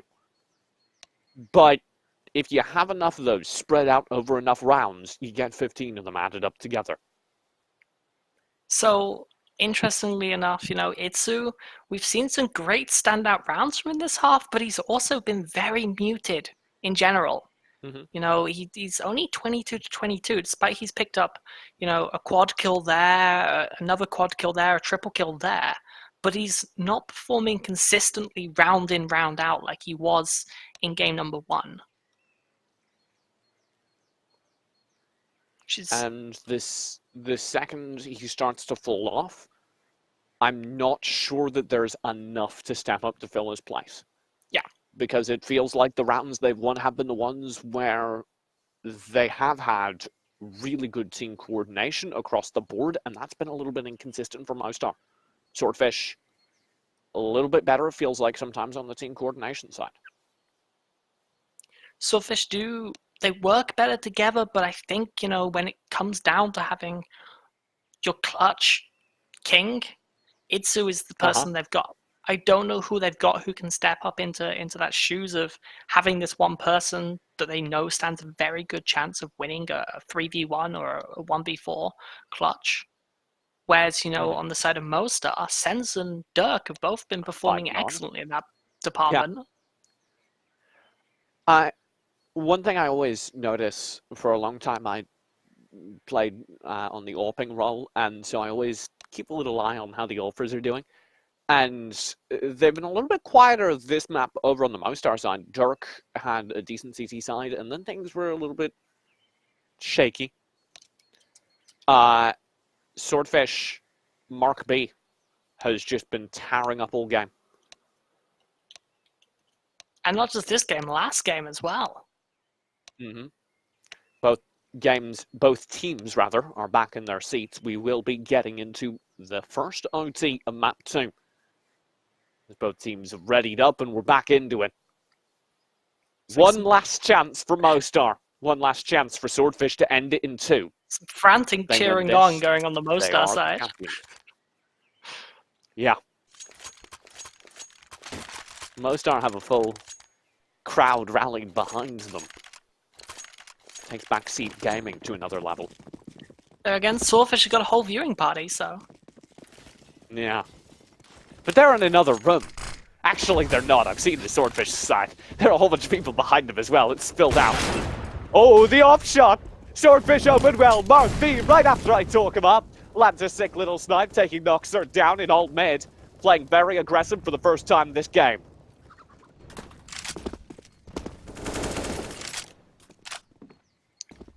Itsu will be the first person who's going to have to end up holding this B site. Doesn't look ready. He's T's push right now. Caught with his pants down. Doesn't die though. Indeed wins out the trade by like 6 HP. And that's a sick little molly. Landing it all the way back from Coffin, if I'm not mistaken. In order to catch a few players on their way out. Swordfish with a good start to OT. And remember, they did win it in OT before.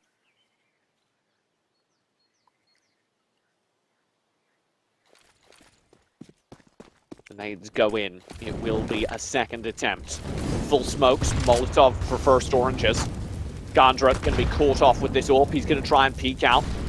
Swordfish need to hold here, and he's got one at point-blank range. A double sprayed out from Enzo, and just like that, Swordfish are up first OT. That's just what they needed to see. They'll be very relaxed to see that, I suspect. That first round, like we say, psychological battles are a huge part of Counter-Strike, and winning that first round in overtime, it's going to make everyone go, finally. But it's going to pile the pressure onto Mostar. For Mostar. Oh, molly. Double molly. Oh, poor Sensen. When that spreads, he's going to have to push forward. No one's holding the angle. He does get around the corner with 14 HP. He'll be a little bit closer than Indo suspects, but it's still an easy kill for him to pick up. He's got a blue smoke for the angle. Alan Jade close. Will frag him out. Nicely done by Alan Jade. The trade back could have been a disastrous situation. Now Swordfish want to be able to push through. Hold that B side. They'll get it, but have to do so defensively. Mostar, by contrast, can begin to rotate across the map. 4 players still up.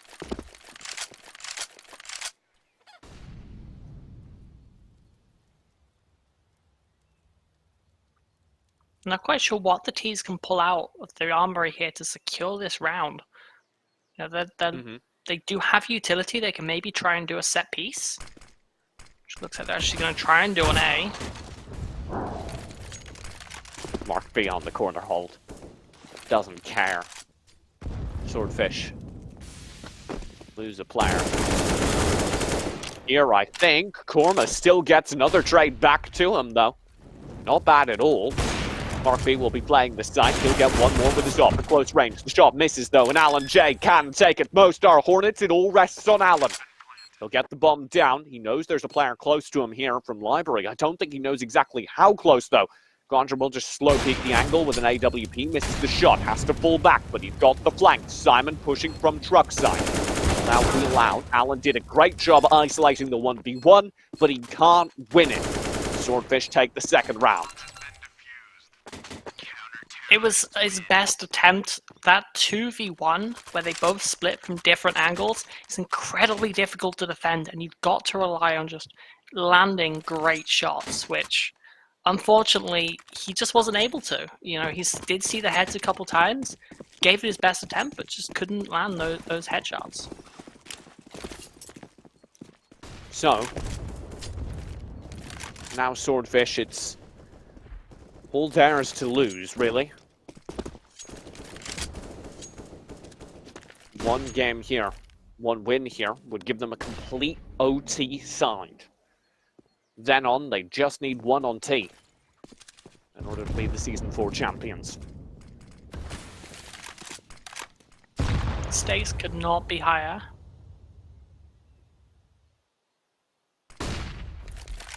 Mostar still have a buy this round, of course, because the amount of money they start with. But it's a little bit dicier. Simon! Oh, it does go down to Alan J. That was such a good shot. Keeps his calm, lands the headshot even through a spray down. Ends the fight with 3 HP. Korma will now push to try and change that and does successfully do so. Alan J caught with a nade out. That slows down Mostar's rotate.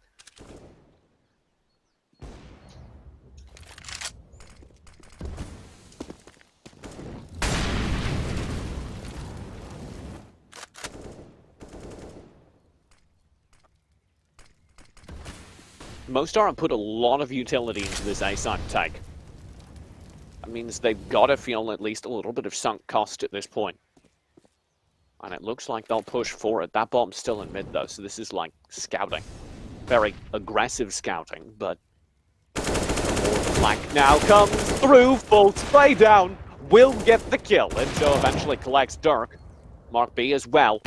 Mostar want the B side. The nose cut from Zedzon. It's wide. Second one from Contra will connect. Desgo needs to make it happen. No He time on doesn't the have the bomb. There's no way to win the round. Mostar lose the first OT. That is devastating to lose all 3 rounds. They have got to fight incredibly hard for any chance of their survival in the second half, this OT. They cannot lose a single round. It's not impossible. The tension CT looks... side looks decent. Yeah, it looks high. Except for that dude on Tinder behind him. I mean, he's so tense he can't even bear to watch. That's what it is. Actually, what I think's going on, he pops up with some ideas. Second from his... I think that's Twitch chat he's looking at on his phone. I don't blame him. We do have the best chat. I thought he was just on Swordfish. Strat Roulette. Swordfish now takes to the T side, mid-peak. It goes their way. Mark B dragging them inevitably towards victory. Inexorably.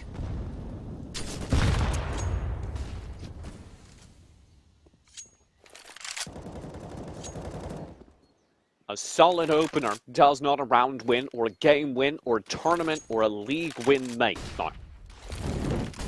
You need to be able to close out this round. It's a good lead. Mostar are up against the wall, and they still have CT side Inferno. Good site hold could change everything. And Swordfish spread out across the map. Mark B finds a second pick. Desico gone. Nicely done. Senzen has the B site. 3 players from Swordfish are leaning out towards A, though. They could just be going for this on just shooting. Noxer will find the answer, though. Senzen over at B finds one. This is getting dicey on the site. Not entirely sure how you're meant to hold something like that, and Mark B gets it. It's all on Senzen. 1v3 for the game, for the tournament. If Senzen loses this 1v3, the City League Season 4 champions are Swordfish, Banja, Luka. And it's all on the line here. Senzen pushes through a Molotov, losing the vast majority of his HP, 20 HP left. Oh, the headshot! He's got Mark B! It's not enough! Simon finds the trade back. And just like that, it will be Swordfish as your Season 4 CSGO champions. What a great game to round out a great finals. Overtime in both games. Hadn't seen any overtime at all this season, and then we see 2 of it in the grand final. 2 great teams, 2 Bosnian teams as well. These are 2 Bosnia teams from Bosnia and Herzegovina. But it looks like, hey, Swordfish come out on top. So, yeah. Apparently. You don't make better CS than that. That was an incredible 2-map series. It's gotta sting a bit for Mostar that it didn't go to 3. Because both those maps were just so close. Yeah. That was intense. I don't even know how to kind of dissect those maps. They were just great gameplay by both teams. Enough to force out overtime. You know, hey. Let's close this out, take a look back at the scoreboard for that final game. Because I would like to, if we can, brush on exactly how good Senzen played that game. Yes, he's on the losing team. Yes, he was playing the B side where you traditionally don't get as many frags, but he ends it 27-5-19. Outdone only by Mark B, who arguably carried Swordfish to victory in the final rounds of that map. Yeah, great outstanding performances by players on both teams. You know, we saw Itzu absolutely popping off in game 1 to be replaced with, you know, Mark B in game number 2, as well as Korma as well, who played really well. So, great players, great teams, and there is only one champion though, and that is Swordfish, Banja, Luka. And we do have cameras inside both LAN centers, so we can get a view of their reaction in a moment. I'm very, very excited for Swordfish as they've now at this point set themselves, I think, a rung above. Because it takes a very good team to win a game of Counter-Strike at this level. It takes an even better team to win a game of Counter-Strike in OT twice at this level. That just shows that they're so calm, cool, and collected under pressure. Whereas we could see Mostar beginning to slip up, particularly in that last map. As things got closer and closer, you could see them kind of beginning to make small mistakes they wouldn't normally. Yeah. Yeah, it's been a long series for both teams. This is normally by now we'd be wrapping up kind of 2 best of 3s at least. Those overtimes have forced out the teams to work hard, play hard, definitely. But deserving champions and deserving runners-up, I'd definitely say. You've gotten the pleasure of casting the entire season, apart from 1 week, I believe? Week 1, yeah, I wasn't here. So I'll ask you then, as kind of the resident CSGO expert. Is City League getting better? Are these Absolutely. teams improving season to season? Without a doubt. I've been casting City League since Season 2 now, and it's 100%. The teams every year come back, great venues, and the teams get back even better. And we've seen this year huge community support behind their local teams. See how many people were in the venues cheering them on, so yeah. It's been a lot of fun for me as kind of an intermittent person here on the City League. I had a lot of, my free time consisted really conveniently with the seasons this year. So I was able to slide into both League of Legends and Counter-Strike, keep an eye on them. And it's a lot of fun to be able to dip in almost casually every few years, kind of step into City League, see what's going on. Because I was here for the Overwatch season, which I think was the first City League project. Way back when. Before I OWL casted was even some- a thing. Yeah, I casted some Overwatch, and the Overwatch, here's the Swordfish side, as they win, by the way. The Overwatch, which I believe Swordfish did really well on too, was very impressive. Swordfish, their camera on a little bit of a delay, so you'll be able to see them win as it happens. It took a little bit for that video to get over the feed to us. Someone's actually recording the reaction on the phone there. Ready for it? A good moment for Swordfish. As a collective sigh of relief, I think, can settle through that room. A very tense final. Some very happy faces as well. But who wouldn't be happy in a great venue like we've got? Of course, if you want to check out more about the venues we've had this season in League, in CSGO, in our future Rocket League, Fortnite Rules, etc., etc., etc., you can find them all on the City League website, which, TJ? Is cityleague.gg. There we go. We've got that synergy now. can- Perfect. Right as the season ends. You can also, of course, follow this Twitch channel to be notified when the broadcasts go live, and I'd encourage you to do so. That's twitch.tv/cityleague. We're on all other social media as cityleaguegg. That's Twitter, Facebook, etc. The hashtag TCL on Twitter gets you to us. And I'd encourage you to post your moment. Maybe if you're standing there behind Swordfish as they won, recording on your phone, upload that to Twitter. Use the hashtag TCL.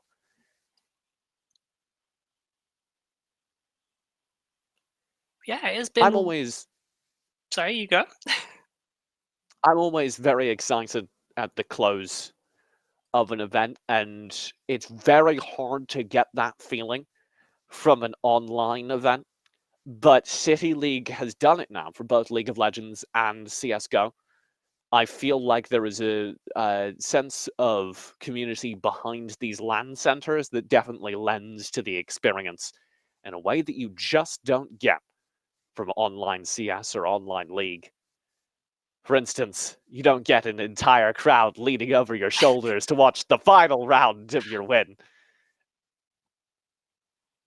Nearly there, I think. That was. Down to the final 2 players. so tense. It reminds me a lot of like 2010, 2012 Counter-Strike events, which would be played just on the floor at DreamHack. You'd just be sitting at a row of pallets with people standing behind you cheering you on. That's how people would watch the game. And you get a similar experience here as Swordfish do collect their win. Deserved win for Hugs sure. all round. Yeah, so our Season 4 champions then go to Swordfish, Banja, Luka 1. They did, of course, put up 2 teams for this season. Mm-hmm. I suspect many of number 2 are there today. We do have much more coming in terms of formats for the future League of Legends and CSGO season. You can track that all again over at the website. And, So of course, on the Discord. I was going to be like, the website, blank. Oh, yes, cityleague.gg. Nice. You can find me on Twitter at esportstj. It's right below my name. Benelot's over at Benelot. To close things out, any last words? You've been great. It's been an honor to cast you, TJ. Excellent as always. You've made the excellent Counter-Strike into an excellent evening for both myself and I'm sure our viewers will agree. I'm happy to hear your fight at the very least. Thank you very much for joining me, and thank you very much for joining me as well in the Twitch chat. We'll be back with more City League action right here on Twitch, so be sure to follow the channel. For now, though, have a great rest of your week.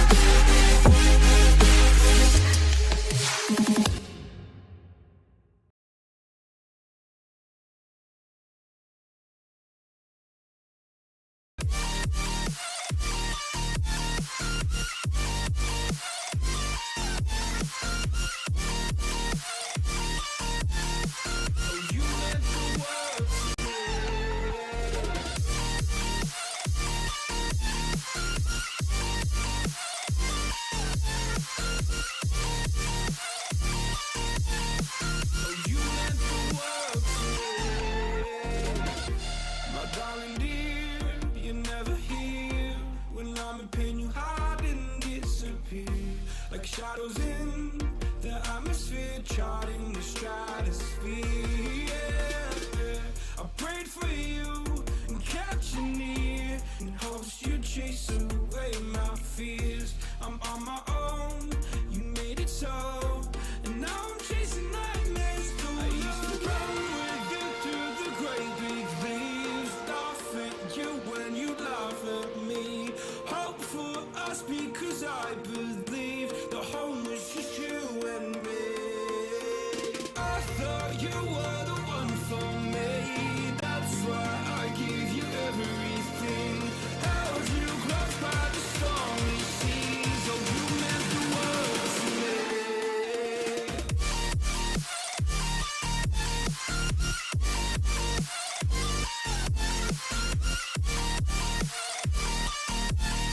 Oh, you meant the world to me.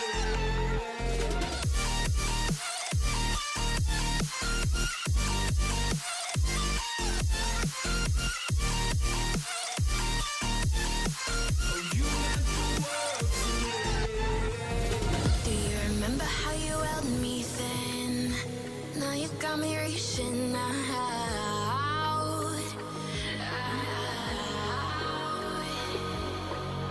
And do you see you got me falling in more times than I can get out.